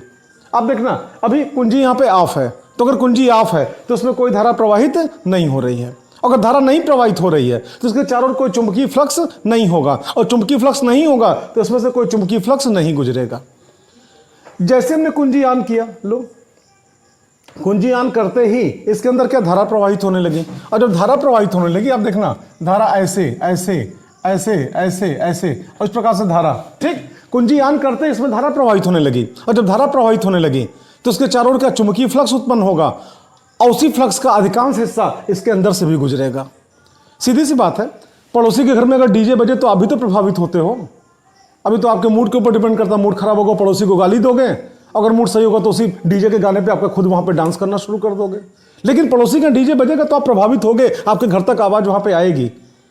सेम कंडीशन, ये पड़ोसी डीजे बजा रहा है, यहां पे प्रभावित हो रहा है, ठीक। अब देखना, आप जानते हो जब तक धारा नहीं प्रवाहित हो रही थी तब तक कितना फ्लक्स गुजर रहा था, जीरो। जैसे हमने कुंजी ऑन किया, धारा प्रवाहित हुई, कुछ ना कुछ फ्लक्स गुजरा, और जब फ्लक्स गुजरा मतलब आप जानते हो इसमें से गुजरने वाले चुंबकीय फ्लक्स के मान में क्या परिवर्तन हुआ, और जब परिवर्तन हुआ तो विद्युत वाहक बल प्रेरित हुआ, सिरे आपस में जुड़े तो क्या प्रेरित धारा बहेगी।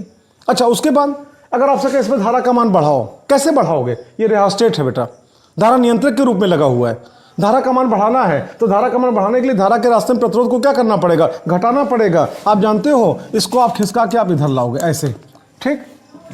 देखो जैसे जैसे आप इसको इधर की ओर खिसका रहे होगे, धारा के रास्ते में प्रतिरोध का मान घट रहा होगा, जिससे कि धारा का मान बढ़ रहा होगा, मतलब गुजरने वाली धारा में परिवर्तन हो रहा होगा, मतलब निकलने वाले चुंबकीय फ्लक्स में परिवर्तन हो रहा होगा, और वही फ्लक्स तो इसमें से गुजर रहा है, तो इसमें से गुजरने वाले चुंबकीय फ्लक्स में परिवर्तन हो रहा होगा, तो इसके सिरों पर विद्युत वाहक बल प्रेरित हो रहा होगा, और सिरे आपस में जुड़े हैं तो प्रेरित धारा बह रही होगी। फिर अगर आपसे कहें बेटा इसमें धारा का मान घटाओ, तो घटाने के लिए आप इसको किधर खिसकाओगे? इधर साइड में आप लोग इधर, ठीक। तो जिस समय आप इसको इधर की ओर खिसका रहे होगे उस समय धारा के रास्ते में जो प्रतिरोध है, प्रतिरोध का मान बढ़ रहा होगा, जिससे कि धारा का मान घट रहा होगा, जिससे कि गुजरने वाले चुंबकीय फ्लक्स का मान भी घट रहा होगा, और वही फ्लक्स तो इसमें गुजर रहा है, तो इसमें से गुजरने वाले चुंबकीय फ्लक्स का मान भी घट रहा होगा, मतलब गुजरने वाले चुंबकीय फ्लक्स में परिवर्तन हो रहा होगा, और जब परिवर्तन हो रहा होगा तो फैराडे यहां पे प्रकट हो जाएंगे, फैराडे का नियम लगेगा। इसके सिरों पर क्या विद्युत वाहक बल प्रेरित हो रहा होगा, और सिरे आपस में जुड़े हैं तो प्रेरित धारा बह रही होगी। अच्छा, उसके बाद मान लो प्रयोग कर चुके, आपने क्या किया? प्लग बाहर निकाल लिया। जैसे प्लग बाहर निकाला, प्लग बाहर निकालने के पहले कुछ ना कुछ फ्लक्स गुजर रहा था, प्लग बाहर निकालते ही, कुंजी बाहर निकालते ही, कुंजी का प्लग बाहर निकालते ही धारा का मान कितना? जीरो। गुजरने वाले चुंबकीय फ्लक्स का मान क्या? जीरो, ठीक। एक बार फिर फ्लक्स में परिवर्तन हुआ, तो आप ध्यान से सुनना, जब जब इसमें से गुजरने वाले चुंबकीय फ्लक्स के मान में परिवर्तन होता रहेगा तब तक इसके सिरों पर विद्युत वाहक बल प्रेरित होता रहेगा, और तब तक आपका प्रेरित धारा इसके अंदर बहती रहेगी। और विद्युत चुंबकीय प्रेरण की इसी घटना को आप क्या कहते हो? अननोन प्रेरण या फिर पारस्परिक प्रेरण, म्यूचुअल इंडक्शन। अब म्यूचुअल इंडक्शन की पहचान कैसे करी जाए या उसकी माप कैसे करी जाए? तो उसकी माप के लिए आपके यहाँ पे क्या, आप देखना, अननोन या पारस्परिक प्रेरण गुणांक से उसकी माप करते हैं, या उसी का दूसरा नाम है आपका अननोन या पारस्परिक प्रेरकत्व, ठीक। चाहे आप म्यूचुअल इंडक्टेंस कहो और या फिर कोफिशिएंट ऑफ म्यूचुअल इंडक्शन कहो, सिंबल इसका क्या होगा? यम। ध्यान देना, स्वप्रेरण गुणांक का स्वप्रेरकत्व का सिंबल क्या था? कैपिटल एल, और अननोन प्रेरण गुणांक के अननोन प्रेरकत्व का सिंबल क्या होगा? कैपिटल एम, ठीक। अब ध्यान से सुनना, इसका मान कैसे निकले, फार्मूला कैसे निकले, आप सुनो। माना कि परस्पर निकट व समाक्ष पर स्थित किन्हीं दो कुंडलियों में से किसी भी एक कुंडली में स्मॉल I1 धारा प्रवाहित करने पर निकट व समाक्ष पर स्थित दूसरी कुंडली के प्रत्येक फेरे से बद्ध चुंबकीय फ्लक्स φ2 है। तो अगर दूसरी कुंडली जो समाक्ष पे निकट रखी है उसमें अगर N2 फेरे हो तो दूसरी कुंडली में से होकर गुजरने वाले चुंबकीय फ्लक्स ग्रंथिकाओं की कुल संख्या कितनी होगी? N2 φ2। और यह N2 φ2 क्या होगा? पहली कुंडली में जो धारा I1 बह रही है उस पर निर्भर करेगी और उसके अनुक्रमणपाती होगी। आप यूं कह सकते हो यहां पे N2 φ2 that is directly proportional to I1, ठीक। आप जानते हो ये सिंबल जब हटेगा, इक्वल का सिंबल आएगा तो कोई ना कोई कांस्टेंट आएगा, उस कांस्टेंट को यहां पे यम से लिखते हैं। यम कहां से निकाल रहा है? म्यूचुअल का पहला वर्ड यम, ठीक। तो आप आगे देखना N252 that is equal to M into I1। तो यम कहाँ, आप जानते हो अनुक्रमानुपाती का सिंबल हटाने के बाद तो यम का इस्तेमाल किया गया। तो यम को यहाँ पे क्या अनुक्रमानुपाती स्थिरांक या नियतांक कहते हैं, और इसी को दोनों कुंडलियों के मध्य का अननोन प्रेरण गुणांक या अननोन प्रेरकत्व कहते हैं। इसका मात्रक भी क्या होता है, हेनरी होता है। जैसे स्वप्रेरण गुणांक का स्वप्रेरकत्व यल का मात्रक हेनरी होता है, उसी प्रकार इसका मात्रक भी क्या होता है, हेनरी होता है। ठीक, अब आप आगे देखना। तो अगर यम को यहाँ पे रोक लें, बाकी को ट्रांसफर करें, तो आप जानते हो M that is equal to N252 upon I1। एक फार्मूला आपको मिल गया अननोन प्रेरण गुणांक का, अननोन प्रेरकत्व का। ठीक, अब इसकी डेफिनेशन निकाली जाए, बहुत आसान। नीचे I1 है ना, अगर हम I1 का मान 1 मान ले, 1 मतलब पहली कुंडली में क्या एकांक धारा प्रवाहित हो, तो दोनों कुंडलियों के मध्य का अननोन प्रेरण गुणांक या अननोन प्रेरकत्व तो सदैव दूसरी कुंडली में से होकर गुजरने वाले चुंबकीय फ्लक्स ग्रंथिकाओं की संख्या के बराबर होगा। अब इसी को ढंग से कहना है, ढंग से आप कह दो, परिभाषा आपकी बन जाएगी, आपकी खुद की बनाई परिभाषा तैयार हो जाएगी। क्या परिभाषा निकलेगी अननोन प्रेरण गुणांक की, आप देखना। यदि परस्पर निकट व समाक्ष परिस्थिति किन्हीं दो कुंडलियों में से किसी भी एक कुंडली में एकांक धारा प्रवाहित करने की जाए, तो उन कुंडलियों के मध्य का अननोन प्रेरण गुणांक या अननोन प्रेरकत्व तो सदैव दूसरी कुंडली में से होकर गुजरने वाले चुंबकीय फ्लक्स ग्रंथिकाओं की संख्या के बराबर होता है। और एक बार फिर आपको याद दिलाएं, कैपिटल एम का मात्रक क्या होता है, हेनरी होता है। अननोन प्रेरण गुणांक या अननोन प्रेरकत्व का एक फार्मूला और देखो, दो कुंडलियां हैं पास पास रखी हैं, ठीक है। अगर हम किसी एक कुंडली में I1 धारा प्रवाहित करें और I1 धारा प्रवाहित करने पर निकट व समाक्ष पर स्थित दूसरी कुंडली के सिरों पर प्रेरित विद्युत वाहक बल अगर E2 हो, आप पूछोगे 2 क्यों लगा रहे हैं भाई, दो कुंडली है ना, तो पहली कुंडली में जो भी फिगर आपको देंगे सफिक्स में 1 लगा के आपको बताएंगे, दूसरी कुंडली में जो भी फिगर आपको मिलेगा सफिक्स में 2 लगा के मिलेगा। ठीक, तो आप देखना, यदि प्राथमिक कुंडली मतलब पहली कुंडली में I1 धारा प्रवाहित करने पर, ठीक, निकट व समाक्ष पर स्थित दूसरी कुंडली जिसको आप द्वितीय कुंडली भी कहते हो, ठीक है, के सिरों पर प्रेरित विद्युत वाहक बल, ठीक है, स्मॉल E2 हो, तो फैराडे के नियम के अनुसार, फैराडे का नियम आपने पढ़ा, प्रथम नियम द्वितीय नियम, प्रथम नियम न्यूमैन का नियम, द्वितीय नियम लेंज का नियम, ठीक, ये सब इसके पहले की वीडियो में उपलब्ध है, आप देखना। तो आप जानते हो E2 बराबर -N2 और डेल्टा φ2 अपॉन डेल्टा टी। ठीक, आप पूछोगे 2 क्यों लगा हुआ है, क्योंकि आप जानते हो विद्युत वाहक बल दूसरी कुंडली में तो प्रेरित होगा, तो यहाँ पे 2, यहाँ पे 2, यहाँ पे 2। आप पूछोगे यहाँ पे क्यों नहीं लगा, तो आप जानते हो जिस दर से पहली कुंडली में परिवर्तन करोगे उसी दर से दूसरी कुंडली में परिवर्तन होगा, विद्युत वाहक बल प्रेरित होगा, इसीलिए आपका यहाँ पे टी के साथ आपका यहाँ पे 2 नहीं लगा है। ठीक, अब आप आगे देखना, हम N2 को चाहे तो अंदर ले जाएं, तो अगली लाइन आप देखना minus delta N2 φ2 upon delta T. अब इसके पहले तुरंत अभी आपने देखा N2 φ2 that is equal to M I1। आप देखो N2 φ2 that is equal to M I1, तो उसी फार्मूले में जहां पे N2 φ2 लिखा है हम उसके स्थान पे m I1 का प्रयोग कर सकते हैं। तो आप देखो E2 इक्वल का सिंबल, फिर माइनस, फिर डेल्टा, और यहाँ पे N2 φ2 है, तो N2 φ2 के स्थान पे क्या m I1 upon delta T, तो अपॉन डेल्टा टी हो गया। ठीक, अब जैसे N2 आपका अंदर चला गया था उसी प्रकार से आप यहाँ पे चाहो तो m को बाहर भी निकाल सकते हो, तो यहाँ पे देखो -m और delta I1 upon delta T. इस प्रकार से फार्मूला आपका निकल के आया E2 बराबर -m delta I1 upon delta T, या आप जानते हो यम, यही तुम्हारा अननोन प्रेरण गुणांक या अननोन प्रेरकत्व है, m को यहीं पे रोक लो, बाकी ट्रांसफर कर दो, तो आप जानते हो m that is equal to -C2 upon delta I1 upon delta T. देखो I का मतलब क्या, धारा, डेल्टा I का मतलब क्या, धारा में परिवर्तन, और delta I1 upon delta T का मतलब क्या, धारा में परिवर्तन की दर, और अगर 1 लग गया तो पहली कुंडली में धारा में परिवर्तन की दर। इस प्रकार से हमने फार्मूला देखा m that is equal to -C2 upon delta I1 upon delta T. और आप जानते हो इसके पहले स्वप्रेरण गुणांक आपने पढ़ा, स्वप्रेरकत्व तो पढ़ा, उसका मात्रक क्या होता है, हेनरी। इसी टाइप का फार्मूला वहां भी निकला था, यहाँ इसका मात्रक भी क्या होगा, हेनरी। जिस प्रकार वहां निकला उस प्रकार से आप यहाँ पे निकाल सकते हो, थोड़ा ट्राई आप भी मारना। अच्छा, उसके बाद चलो इसी आधार पर अगर चाहे तो यम की एक डेफिनेशन हम और दे सकते हैं। कैसे, अगर delta I1 upon delta T का मान 1 हो तो आप जानते हो यम बराबर क्या हो जाएगा, -C2। अब देखो if delta I1 upon delta T that is equal to 1 then capital M that is equal to -E2 यहाँ पे ऐसे। अच्छा, एक बात आप ध्यान रखना, देखो ये गुणांक है, कभी माइनस में नहीं होगा, तो डेफिनेशन बोलते समय, परिभाषा बोलते समय इस बात का जरा सा ध्यान रखा जाएगा। ठीक, अब इसी को ढंग से शब्दों में पढ़ दिया जाए तो परिभाषा निकल आएगी। कोशिश करो अपनी परिभाषा खुद बनाओ, किताब की परिभाषा कभी मत रटो, अपनी परिभाषा खुद आप बनाओगे, जिंदगी भर याद रहेगा। आप देखना यहाँ पे हम कुछ नहीं कर रहे हैं, खाली इसी को शब्दों में पढ़ने जा रहे हैं। आप देखना, परस्पर निकट व समाक्ष परिस्थिति किन्हीं दो कुंडलियों में से यदि किसी भी एक कुंडली में धारा परिवर्तन की दर एकांक हो, ठीक, तो उन कुंडलियों के मध्य का अननोन प्रेरण गुणांक या अननोन प्रेरकत्व तो सदैव दूसरी कुंडली के सिरों पर प्रेरित विद्युत वाहक बल के संख्यात्मक मान के बराबर होगा। आप पूछोगे संख्यात्मक मान क्यों बोल रहे हैं? -C2 लगा है ना। संख्यात्मक मान नहीं बोलेंगे तो m बराबर -C2 आप कह दोगे, जबकि आप जानते हो m का मान आपका ऋणात्मक नहीं होता, तो फार्मूले के आधार पे आपको माइनस आ रहा है। तो इस बात को बोलते समय ध्यान रखा जाएगा कि m का मान आपका E2 के संख्यात्मक मान के बराबर होगा। मतलब माइनस चिन्ह, तो माइनस चिन्ह हमको नहीं लेना, खाली उसकी वैल्यू लेनी है, उसका परिमाण लेना है। और वही बात देखो यहाँ पे डेफिनेशन में लिखी हुई है, यदि परस्पर निकट व समाज परिस्थिति किन्हीं भी दो कुंडलियों में से किसी भी एक कुंडली में धारा परिवर्तन की दर एकांक हो तो उन कुंडलियों के मध्य का अननोन प्रेरण गुणांक या पारस्परिक प्रेरण गुणांक या अननोन प्रेरकत्व या पारस्परिक प्रेरकत्व, सिंबल के होगा कैपिटल M, सदैव दूसरी कुंडली के सिरों पर प्रेरित विद्युत वाहक बल के संख्यात्मक मान के बराबर होता है। संख्यात्मक मान केवल इसीलिए बोला जा रहा है कि माइनस चिन्ह को आप यहाँ पे अवॉइड करना। अब m की वैल्यू आपकी ऋणात्मक नहीं हो सकती है, वो तो परिभाषा या फार्मूले के आधार पर यहाँ पे आ रही है, इसीलिए संख्यात्मक मान बोला जा रहा है। अक्सर प्रॉब्लम होती है नोट्स बनाने की। हमारी कोशिश होती है कि बोर्ड पे आपका पूरा नोट्स तैयार मिले। आप सिर्फ एक काम करो, जितना मैं बोर्ड पे लिखता हूँ, मैं इधर आऊँ तो इधर का पोर्शन आप देख लो, मैं इधर आऊँ तो इधर का पोर्शन आप देख लो, और कोशिश रहती तो पढ़ाते समय अगर आपका ध्यान पड़ा तो मैं पूरा हट गया, पूरा पोर्शन आप देख लो, जितना बोर्ड पे लिखा उतना कॉपी में आप उतार लो, आपका नोट्स तैयार है। बाकी पढ़ाई तो हो ही रही है। इस प्रकार से अननोन प्रेरण गुणांक आपने देखा। अब अगली हेडिंग में आप देखोगे, पैरेलल स्टडी करेंगे। अगली हेडिंग में दो प्रणालिका लेंगे, पास पास रखेंगे, उनके मध्य का अननोन प्रेरण गुणांक निकालेंगे।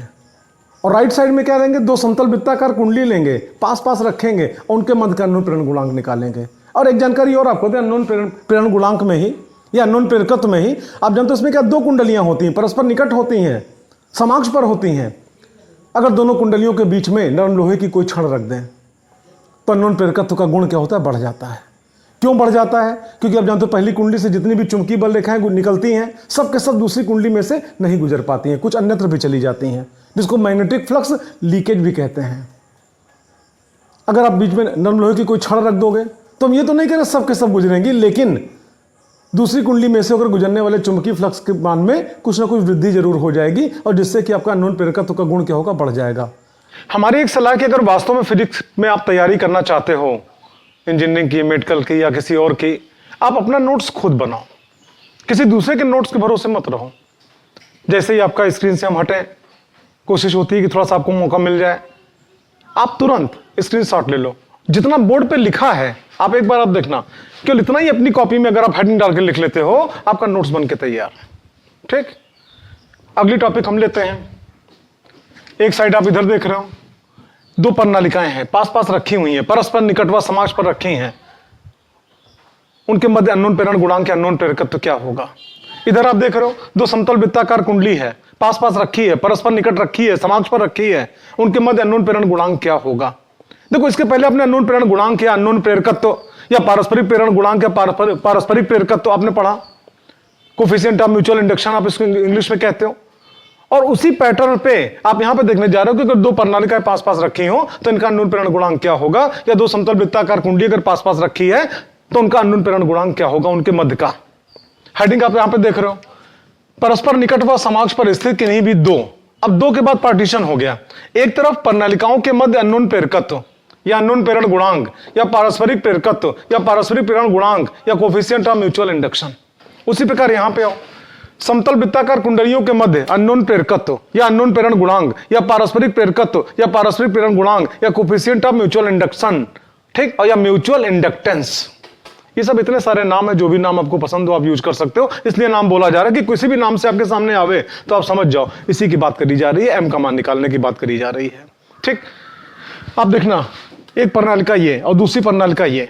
ठीक, एक प्रणालिका में हमने धारा प्रवाहित किया, तो धारा जब तक नहीं प्रवाहित किया था तब तक कितना चुंबकीय फ्लक्स गुजर रहा था, 0। और जैसे धारा प्रवाहित किया, इससे क्या चुंबकीय फ्लक्स आपका इसके भीतर से गुजरेगा, इसके चारों ओर क्या चुंबकीय क्षेत्र उत्पन्न होगा, चुंबकीय बल रेखाएं निकलेंगी, उसी में से कुछ चुंबकीय बल रेखाएं इसके भीतर से भी गुजरेंगी। तो इसमें से आपको गुजरने वाले चुंबकीय फ्लक्स में क्या परिवर्तन हुआ, और जब परिवर्तन हुआ फैराडे का नियम लगा, इसके सिरों पर विद्युत वाहक बल प्रेरित हुआ। आप देखना, पहली प्रणालिका, मान लो इसमें हम खुराफात करते हैं और इसमें उसका असर हम देखते हैं। तो पहली प्रणालिका में प्रवाहित धारा स्मॉल I1 के कारण हमने स्मॉल I1 धारा इसमें प्रवाहित किया। ठीक है, तो पहली प्रणालिका में प्रवाहित धारा स्मॉल I1 के कारण उसके सिरों पर उत्पन्न चुंबकीय क्षेत्र की तीव्रता B1 क्यों लगाया, पहली प्रणालिका के कारण। तो आप जानते हो म्यू जीरो एन आई अपान यल होता है, जहां पे एन क्या होता है प्रणालिका में फेरों की संख्या, आई क्या होता है प्रणालिका में प्रवाहित धारा, और यल क्या होता है प्रणालिका की लंबाई, वह लंबाई जितने लंबाई में तार लिपटा होता है। आप देखना डायग्राम में, देखो प्रणालिका की लंबाई का मतलब पूरा आपका नली की लंबाई नहीं, बल्कि जिस लंबाई में आपका तार लिपटा होता है वो लंबाई मानी जाती है L1। आपने देखा। अब उसके बाद आप जानते हो इससे जो भी चुंबकीय बल रेखाएं निकलेंगी इसके भीतर से भी गुजरेंगी, तो इसके भीतर से गुजरने वाले चुंबकीय फ्लक्स में क्या हुआ, परिवर्तन हुआ। तो अगर मान लो दूसरी प्रणालिका के प्रत्येक फेरे से बद्ध चुंबकीय फ्लक्स को हम φ2 से लिखें, तो आप यहां पे देखना दूसरी प्रणालिका के प्रत्येक फेरे से बद्ध चुंबकीय फ्लक्स φ2 बराबर आप जानते हो vector B dot vector A बराबर बी ए कॉस थीटा। ठीक, तो आप देखो बी ए कॉस थीटा। अच्छा बी, यहां पे बी की जगह पे क्या B1, क्यों B1, क्योंकि चुंबकीय क्षेत्र तो इसने पैदा किया, धारा तो उसमें प्रवाहित कर रहे हो, इसमें तो आपने कोई धारा प्रवाहित किया नहीं, तो यहां पे क्या B1 हो गया। अच्छा A2 क्यों, क्योंकि आप जानते हो इस प्रणालिका दूसरी वाली इसके प्रत्येक फेरे से बद्ध चुंबकीय फ्लक्स निकाल रहे हो, इसलिए आप यहां पे क्या A2 ले रहे हो। कॉस थीटा, और थीटा का मान कितना 0, आप जानते हो चुंबकीय बल रेखाएं भी ऐसे निकल के जाएंगी, और इसका आपका जो ये प्रत्येक फेरा है, प्रत्येक फेरे का क्षेत्रफल वेक्टर भी आपका क्या होगा, उसी दिशा में होगा। थीटा का मान कितना 0 डिग्री, कॉस 0 का मान कितना 1। तो इस प्रकार से आप देख रहे हो B1 A2, जहां पे B1 का मान क्या म्यू जीरो या म्यू नॉट N1 I1 अपान L1, म्यू जीरो या म्यू नॉट N1 I1 अपान L1, और साथ में A2, हम चाहे तो A2 भी लिख सकते हैं, A2 बराबर क्या पाई R2 स्क्वायर। आवश्यकता नहीं है इसलिए काम नहीं बढ़ा रहे हैं। आप आगे देखना, अगर दोनों प्रणालिकाओं के मध्य के अननोन प्रेरण गुणांक को या अननोन प्रेरकत्व को या पारस्परिक प्रेरण गुणांक को या पारस्परिक प्रेरकत्व को या कोफिशिएंट ऑफ म्यूचुअल इंडक्शन या म्यूचुअल इंडक्टेंस को कैपिटल M से लिखें। ठीक, तो कैपिटल M बराबर N2 φ2 अपान I1। अब इसके पहले आपने पढ़ाई करी है। आप आगे देखना, हमने N2 अपान I1 को किनारे कर लिया और φ2 को अलग कर दिया। आप पूछोगे φ2 को क्यों अलग किया, ये φ2 का मान यहां पे निकला हुआ है, आपने मेहनत करके निकाला है, इसी मान को यहां पे रखना है, इसलिए अलग कर दिया। ठीक, तो आप देखो N2 अपान I1 इधर किया और φ2 इधर आपका हो गया, और φ2 का मान यहां से उठा के रख दिया। ठीक, आप आगे देखना म्यू नॉट N1 I1 अपान L1 इंटू A2। अब आप आगे देखना I1 से I1 कैंसिल, तो जब I1 से I1 कैंसिल हो जाएगा तो फिर यहां पे आप देखोगे M that is equal to mu naught A2 upon L1 और N1 इंटू N2, जहां पे N1 क्या है पहली प्रणालिका में फेरों की संख्या और N2 क्या दूसरी प्रणालिका में फेरों की संख्या।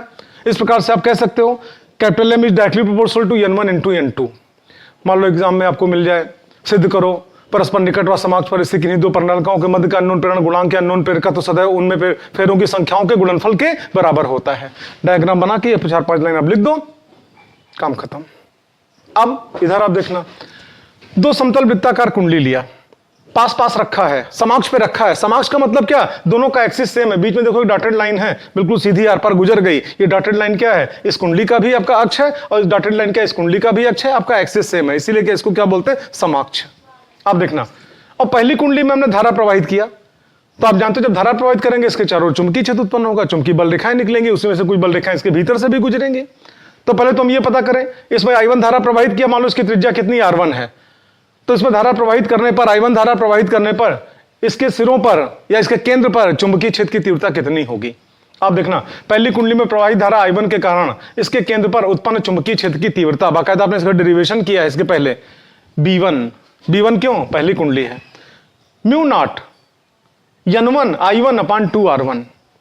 आपको याद दिलाएं, हमने खुद डेरिवेशन कराया है चुंबकत्व के, आपका पार्ट सेकंड में या पार्ट थर्ड में आपने देखा है, समतल वृत्ताकार कुंडली के केंद्र पर चुंबकीय क्षेत्र की तीव्रता B बराबर म्यू जीरो या म्यू नॉट या नाई अपान 2A, वहां पे त्रिज्या A मानी गई थी, और यहां पे त्रिज्या क्या मान रहे हो R1। ठीक, तो एक ही जगह पे R1 का प्रयोग कर लिया गया, और ये पहली कुंडली है तो पहली कुंडली में फेरों की संख्या N1, पहली कुंडली में धारा कितनी I1 और पहली कुंडली की त्रिज्या कितनी R1, तो B1 बराबर म्यू नॉट या म्यू जीरो N1 I1 अपान 2R1। अब यही चुंबकीय क्षेत्र इस कुंडली को प्रभावित करेगा, दूसरी वाली निकट व समाक्ष पर रखी। तो अगर मान लो निकट व समाक्ष पर रखी दूसरी कुंडली के प्रत्येक फेरे से बद्ध चुंबकीय फ्लक्स अगर φ2 हो, तो आप जानते हो φ2 बराबर, आप जानते हो क्या होता है vector B dot vector A बराबर बी ए कॉस थीटा। तो आप जानते हो B1 A2 कॉस थीटा। अच्छा B1 क्यों, क्योंकि इसका जो चुंबकीय क्षेत्र वही तो उसको प्रभावित कर रहा है, इसलिए आपको यहाँ पे क्या B1 हो गया। A2 क्यों, क्योंकि जो दूसरी कुंडली है उसके प्रत्येक फेरे से बद्ध चुंबकीय फ्लक्स आप जानना चाहते हो, तो दूसरी कुंडली का क्षेत्रफल आप लोगे। कॉस थीटा में थीटा का मान कितना 0, चुंबकीय बल रेखाएं भी ऐसे निकलेंगी, और आप जानते हो वेक्टर ए का मान भी उसी दिशा में होगा, आप जानते हो थीटा का मान कितना 0, कॉस 0 का मान कितना 1, तो इस प्रकार से आपका निकला B1A2। आप देखो B1A2, B1 का मान कितना ऊपर आप निकाले हो, म्यू नॉट N1 I1 अपान 2R1, और A2 मतलब क्या क्षेत्रफल, तो इसकी त्रिज्या अगर आप R2 मान लो तो पाई R2 स्क्वायर। ठीक, अब आप आगे देखना, दोनों कुंडलियों के मध्य का अननोन प्रेरण गुणांक या अननोन प्रेरकत्व या पारस्परिक प्रेरण गुणांक या पारस्परिक प्रेरकत्व या कोफिशिएंट ऑफ म्यूचुअल इंडक्शन या म्यूचुअल इंडक्टेंस, सिंबल क्या होता है M that is equal to N2 phi2 upon I1। अब इसके पहले आपने देखा है। फिर यहां पे N2 अपान I1 को हमने अलग कर लिया और phi2 अलग कर दिया। क्यों? क्योंकि phi2 का मान निकला हुआ है, यही मान उठा के हमको यहां पे फीड करना है। ठीक, आप आगे देखना, तो यहां पे म्यू नॉट, फिर आपका पाई, फिर ये R2 स्क्वायर, फिर ये N1, और फिर आपका यहाँ पे I1 और अपान करके 2R1, ये आपका हो गया। अब इसके बाद आप देखना, I1 से I1 कैंसिल, तो इस प्रकार से आपका निकल के M that is equal to mu naught pi R2 square upon 2R1 और N1 इंटू N2। ये क्या निकला? परस्पर निकट व समाक परिस्थिति दो समतल वृत्ताकार कुंडलियों के मध्य का अननोन प्रेरण गुणांक निकला, उसका फार्मूला निकला। और अगर आपसे एग्जाम में क्वेश्चन मिल जाए, सिद्ध करो परस्पर निकट व समाक्ष परिस्थिति नहीं भी तो समतल वृत्ताकार कुंडलियों के मध्य का अननोन प्रेरण गुणांक या अननोन प्रेरकत्व सदैव उन कुंडलियों में फेरों की संख्याओं के गुणनफल के अनुक्रमानुपाती होता है या गुणनफल पर निर्भर करता है। आप डायग्राम बना के इतना लिख दो, लास्ट में आप देखो यहाँ पे यम, यहाँ पे N1 इंटू N2, तो आप जानते हो M is directly proportional to N1 into N2, वही लाइन आपका नीचे लिखा हुआ है। इस प्रकार से आपने देखा अननोन प्रेरण गुणांक या अननोन प्रेरकत्व। अब हम चलते हैं युग्मन गुणांक। अगर कोई भी दो कुंडली परस्पर निकट व समाक्ष पर रखी हो, चाहे ट्रांसफार्मर के अंदर की कुंडली हो, दो परस्पर निकट व समाक्ष पर रखी हो, या फिर कोई दो प्रणालिकाएं पास पास रखी है जैसा कि अभी आपने देखा था, या मान लो कोई समतल वृत्ताकार कुंडली, दो कुंडलियां हैं पास पास रखी हैं, समाक्ष पर रखी हैं, तो उन दोनों कुंडलियों के मध्य का युग्मन गुणांक। आप जो युग्मन गुणांक का तात्पर्य क्या? भाई दोनों कुंडलियां मिलकर तो अपना कोई प्रभाव दिखा रही हैं, ठीक है, तो उन दोनों कुंडलियों के मध्य का युग्मन गुणांक जो आपका होता है उसको हम लिखते हैं किससे? कैपिटल K से, और ये बराबर आपका होगा कैपिटल M अपान L1 L2, और किसमें? रूट में।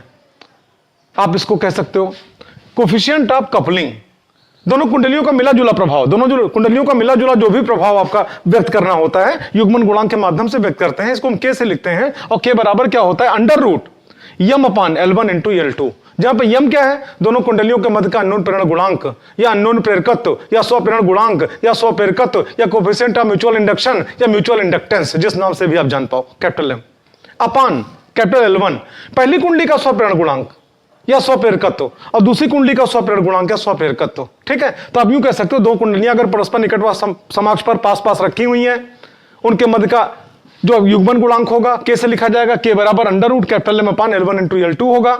और जानते हो K का मान हमेशा 1 से कम पाया जाता है, 1 से अधिक आपका नहीं मिलता, ना 1 मिलता है। ये आपने देखा अननोन प्रेरण गुणांक या अननोन प्रेरकत्व के बारे में, उससे जुड़ी जानकारी आपने ली। अब आपको पढ़ना एडी करंट, भंवर धारा, और भंवर धारा के साथ ही आपका पूरा चैप्टर समाप्त होगा, और चैप्टर समाप्त होने के साथ ही साथ आपको होता है पूरी मैग्नेटिज्म आपकी समाप्त होगी। ये लेक्चर नंबर आपका 9 है। ठीक, इसके बाद देखो लेक्चर नंबर 1 से और लेक्चर नंबर 9 तक हमने पूरी मैग्नेटिज्म की थ्योरी आपको दिया। एक लेक्चर आपको इसके बाद और मिलेगा, लेक्चर नंबर 10, और जिसमें अभी तक जितने भी आपने लेक्चर्स आपने देखे, जितने भी आपने हेडिंग्स आपके देखे, उसके जो मेन इंपॉर्टेंट क्वेश्चन आपके हैं वो क्वेश्चन आपको मिलेंगे। इस प्रकार से 1 to 10 अगर आप लेक्चर आप हमारा मैग्नेटिज्म का अगर आप पूरा देख लेते हो तो पूरे मैग्नेटिज्म पूरा चुंबकत्व तो आपका तैयार हो जाएगा। फिलहाल अगली हेडिंग भंवर धारा, ईडी करंट। पहले तो आप ये समझो उसको भंवर धारा क्यों कहते हैं। जैसे आप जानते हो पानी के अंदर, जल में अगर पानी गोल गोल घूमना शुरू करे तो आप क्या कहते हो? पानी में क्या भंवर उठी है। अक्सर समुद्र में भंवर उठती है, नदियों में भंवर उठती है, ठीक है, वहां पे क्या पानी गोल गोल घूमने लगता है। तो यहाँ पे क्या भंवर धारा, यहाँ भी धारा आप देखोगे, धारा यहाँ पे क्या गोल गोल चक्कर लगाएगी। जिस प्रकार तालाब में या जिस प्रकार नदी में आपका पानी बहते हुए और गोल गोल चक्कर लगाने लगता है, उसी प्रकार से आप यहां पर भी देखोगे विद्युत धारा आपका गोल गोल चक्कर लगाएगी। उस धारा को हम क्या बोलते हैं? भंवर धारा। भंवर धारा क्या होती है, क्या इससे नुकसान हो सकता है, क्या इससे हम लाभ उठा सकते हैं, या हर क्या का जवाब आपको मिलेगा भंवर धारा में। एक वैज्ञानिक थे फोको, कुछ बुक्स में उन्हीं का नाम मिलेगा फुकाऊ, इंग्लिश मीडियम के बुक्स में उन्हीं का नाम मिलेगा फैकाल्ट। ये सब एक ही वैज्ञानिक के अलग अलग नाम हैं। तो उन्होंने पहली बार अपने प्रयोग करने के दौरान देखा कि जब कोई धातु का टुकड़ा किसी परिवर्ती चुंबकीय क्षेत्र में रखा होता है, या फिर धातु के टुकड़े को किसी चुंबकीय क्षेत्र में बार बार तेजी से हम भीतर लाएं बाहर ले जाएं, भीतर लाएं बाहर ले जाएं, तो ऐसी दशा में उस धातु के टुकड़े में एक धारा प्रवाहित होती है। और वो धारा ठीक उसी प्रकार जिस प्रकार जल में पानी गोल गोल घूमे तो वहाँ पे क्या उसको आप भंवर धारा बोलते हो। तो उसी प्रकार से विद्युत धारा जो आपकी उत्पन्न होती है धातु के टुकड़े में, वो भी आपका जल में उत्पन्न भंवर की भांति गोल गोल घूमता है, तो उस धारा का नाम भंवर धारा नाम दिया गया। पहले तो प्रैक्टिकल के माध्यम से आपको समझाएं। ये सामने आप देख रहे हो धातु का टुकड़ा है, ठीक, और ये आप देख रहे हो मैग्नेटिक फील्ड है, किधर है, बोर्ड के तल के अब लंबवत और भीतर की ओर।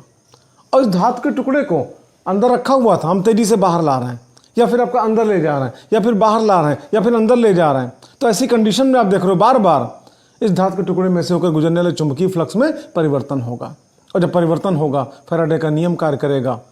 आप जानते हो विद्युत वाहक बल प्रेरित होगा, प्रेरित धारा बहेगी, प्रेरित धारा लेंज के नियम के अनुरूप होगी। आप पूछोगे हम कैसे जान पाए लेंज के नियम के अनुरूप होगी? भाई आप जानते हो लेंज का नियम क्या कहता है, प्रेरित धारा सदैव उस कारण का विरोध करता है जिससे कि वह स्वयं उत्पन्न होता है। तो आप जानते हो जब इसको बाहर खींचोगे तो ऐसा नहीं कि अपने आप निकल आएगा, आपको खींचने के लिए ताकत लगानी पड़ेगी।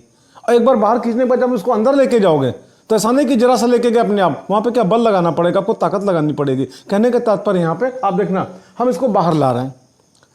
एक बार आप देखना, हमने इसके पहले के लेक्चर्स में हमने आपको समझाया प्रेरित धारा की दिशा ज्ञात करने का नियम। दाहिने हाथ के अंगूठे और निकटवर्ती दोनों अंगुलियों को सुगमता से इस प्रकार व्यवस्थित करो कि ये तीनों परस्पर क्या हो, अभिलंबित हों। ऐसी दशा में अगर ये उंगली, कौन सी, पहली उंगली तर्जनी, अगर चुंबकीय क्षेत्र की दिशा को बताए, अंगूठा अगर चालक के गति की दिशा को बताए, तो जो आपकी दूसरी उंगली है मध्यमा, ये प्रेरित धारा की दिशा को बताता है। इसी नियम को यहाँ पे लगाते हैं। चलो आप देखना, चुंबकीय क्षेत्र किधर है, अंदर, तो चुंबकीय क्षेत्र अंदर हो गया, ठीक। चालक की गति की दिशा किधर है, इधर V, तो हमने अंगूठा घुमा के इधर कर लिया ये। तो आप देख रहे हो प्रेरित धारा किधर की ओर है, ऊपर की ओर।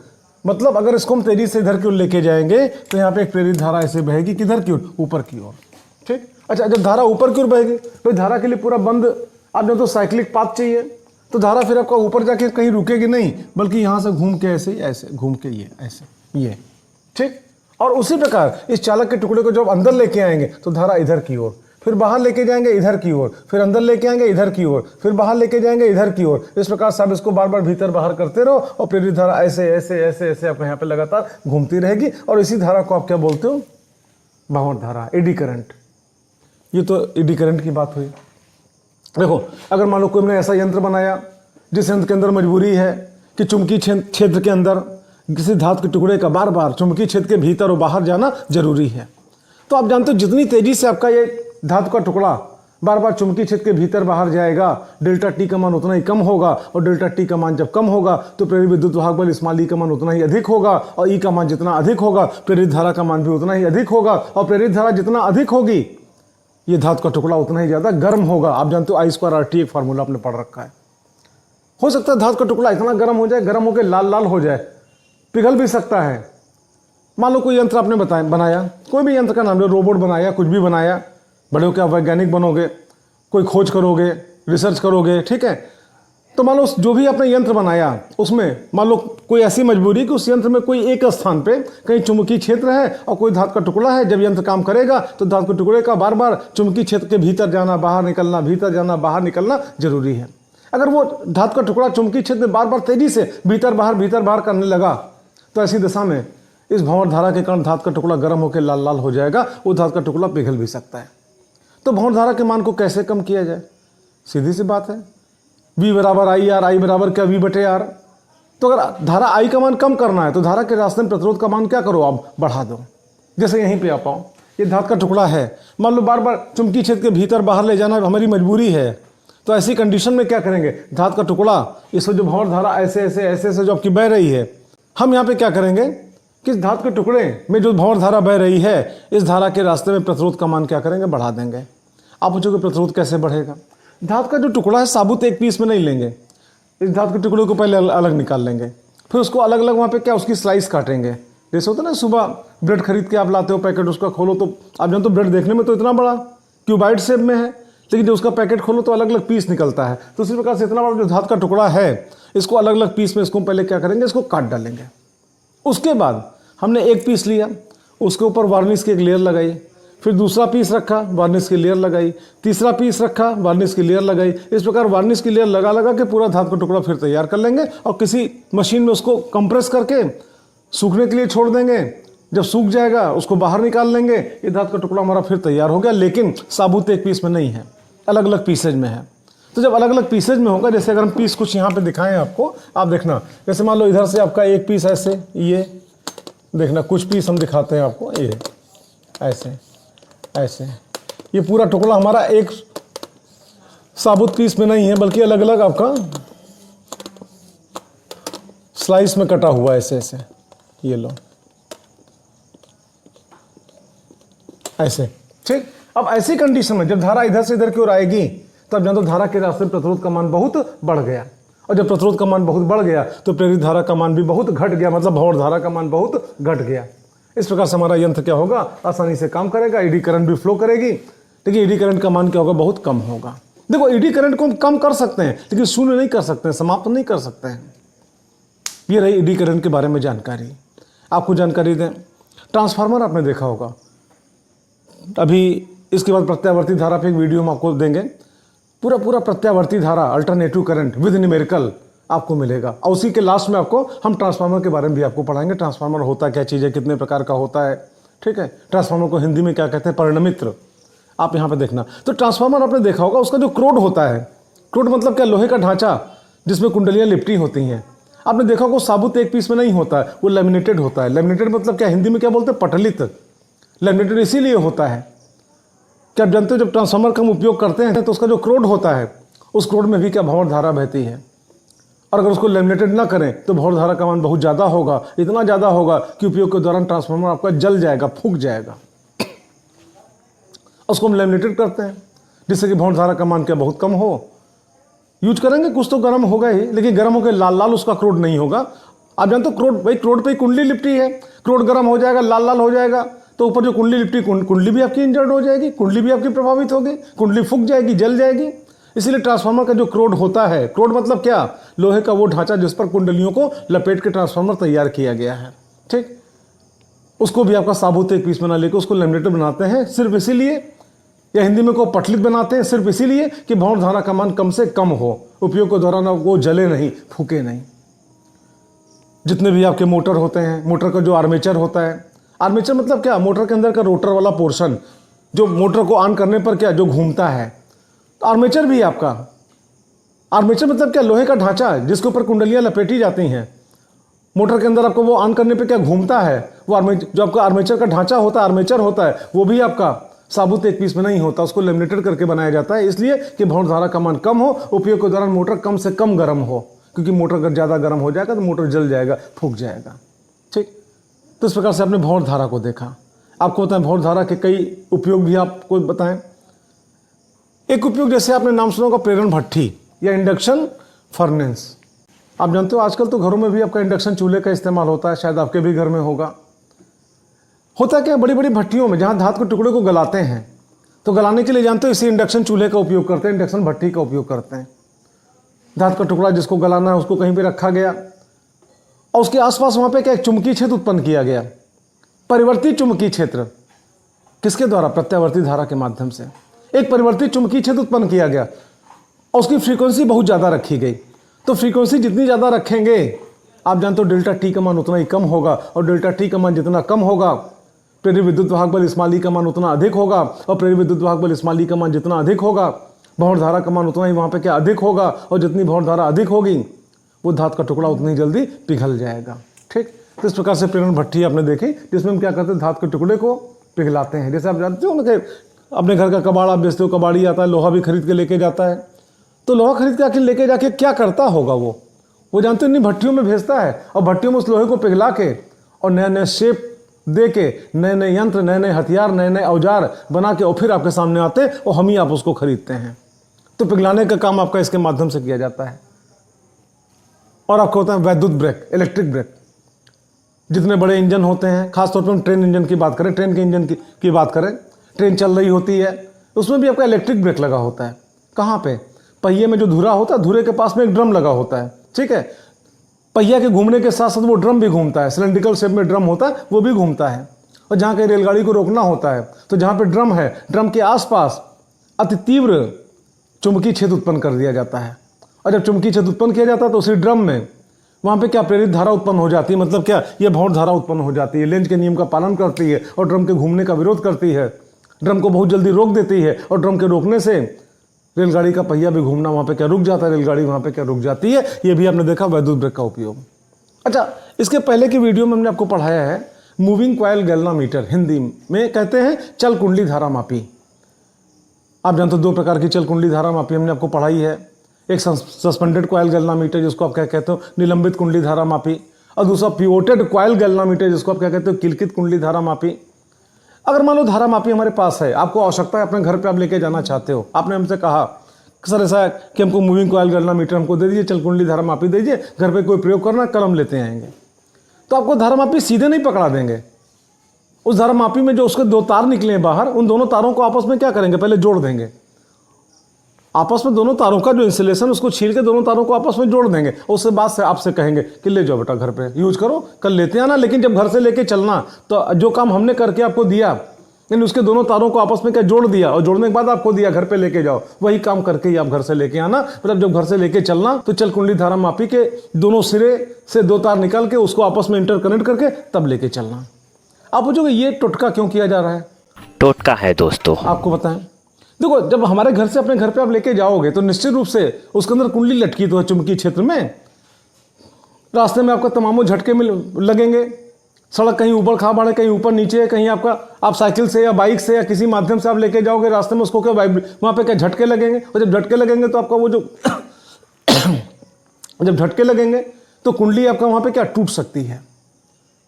तो आप पूछोगे खाली बाहर तार जोड़ देने से क्या होगा? आपको बताएं, बहुत कुछ होगा। बाहर तार जोड़ देने से, उसके सिरों को आपस में इंटरकनेक्ट कर देने से, जब आप लेके जाओगे रास्ते में झटके लगेंगे तो आप जानते हो कुंडली कहाँ लटकी हुई है, चुंबकीय क्षेत्र में लटकी हुई है। तो कुंडली के घूमने से भाई झटका लगेगा, कुंडली दाएं बाएं घूमेगी, कुंडली के घूमने से कुंडली में से होकर गुजरने वाले चुंबकीय फ्लक्स में क्या होगा, परिवर्तन होगा, और जब परिवर्तन होगा तो विद्युत वाहक बल प्रेरित होगा, विद्युत वाहक बल प्रेरित होगा, ठीक। और सिरों को आपने बाहर से जोड़ रखा है तो प्रेरित धारा बहेगी। अगर आप नहीं जोड़ोगे तो प्रेरित धारा नहीं बहेगी, ठीक। तो जानबूझ के सिरों को जोड़ के तब हमने आपको दिया कि बेटा इसको अपने घर पे लेके जाओ, रास्ते में जो झटका होगा अब ये सह लेगा। कारण क्या आप जानते हो, जो रास्ते में जब भी झटके आएंगे, जब कुंडली वहां पे घूमेगी, चुंबकीय क्षेत्र में घूमेगी, तो वहां पे क्या विद्युत वाहक बल प्रेरित हुआ, और सिरे आपस में वहां पे बाहर से आपने इसको इंटरकनेक्ट कर रखा है, जोड़ रखा है, तो वहां पे क्या प्रेरित धारा बहेगी, और वो प्रेरित धारा क्या करेगी, कुंडली के घूमने का विरोध करेगी लेंज के नियम के अनुसार। इस प्रकार से सुरक्षित आपके घर तक पहुंच जाएगा। और जब अपने घर से लेके आप हमारे पास वापस करने आओगे तब भी ये काम करके लाओगे। इस प्रकार से आप जानते हो कि खाली सिरों को आपस में जोड़ के प्रेरित धारा के माध्यम से चल कुंडली धारा मापी को सुरक्षित ले जाया जा सकता है। आपने देखा ये पूरा मैग्नेटिज्म की थ्योरी इसी हेडिंग के साथ समाप्त हुई। इसके बाद एक लेक्चर 10 आपको देंगे, और जिसमें पूरे चुंबकत्व के जितने भी सिलेक्टेड क्वेश्चन हैं, कंपटीशन के पॉइंट ऑफ व्यू से या फिर आपके बोर्ड के पॉइंट ऑफ व्यू से, तो जितने मैक्सिमम क्वेश्चन हो सकते हैं पूरा कवर करने की कोशिश करेंगे। लेक्चर 10 भी आप जरूर देखना, और लेक्चर 1 से लेक्चर 10 तक आपने देखा, चुंबकत्व तो आपका 100% तैयार हो गया। That's all, best of luck. आप वेट करो लेक्चर 10 का, बहुत जल्द। अब आगे आप देखना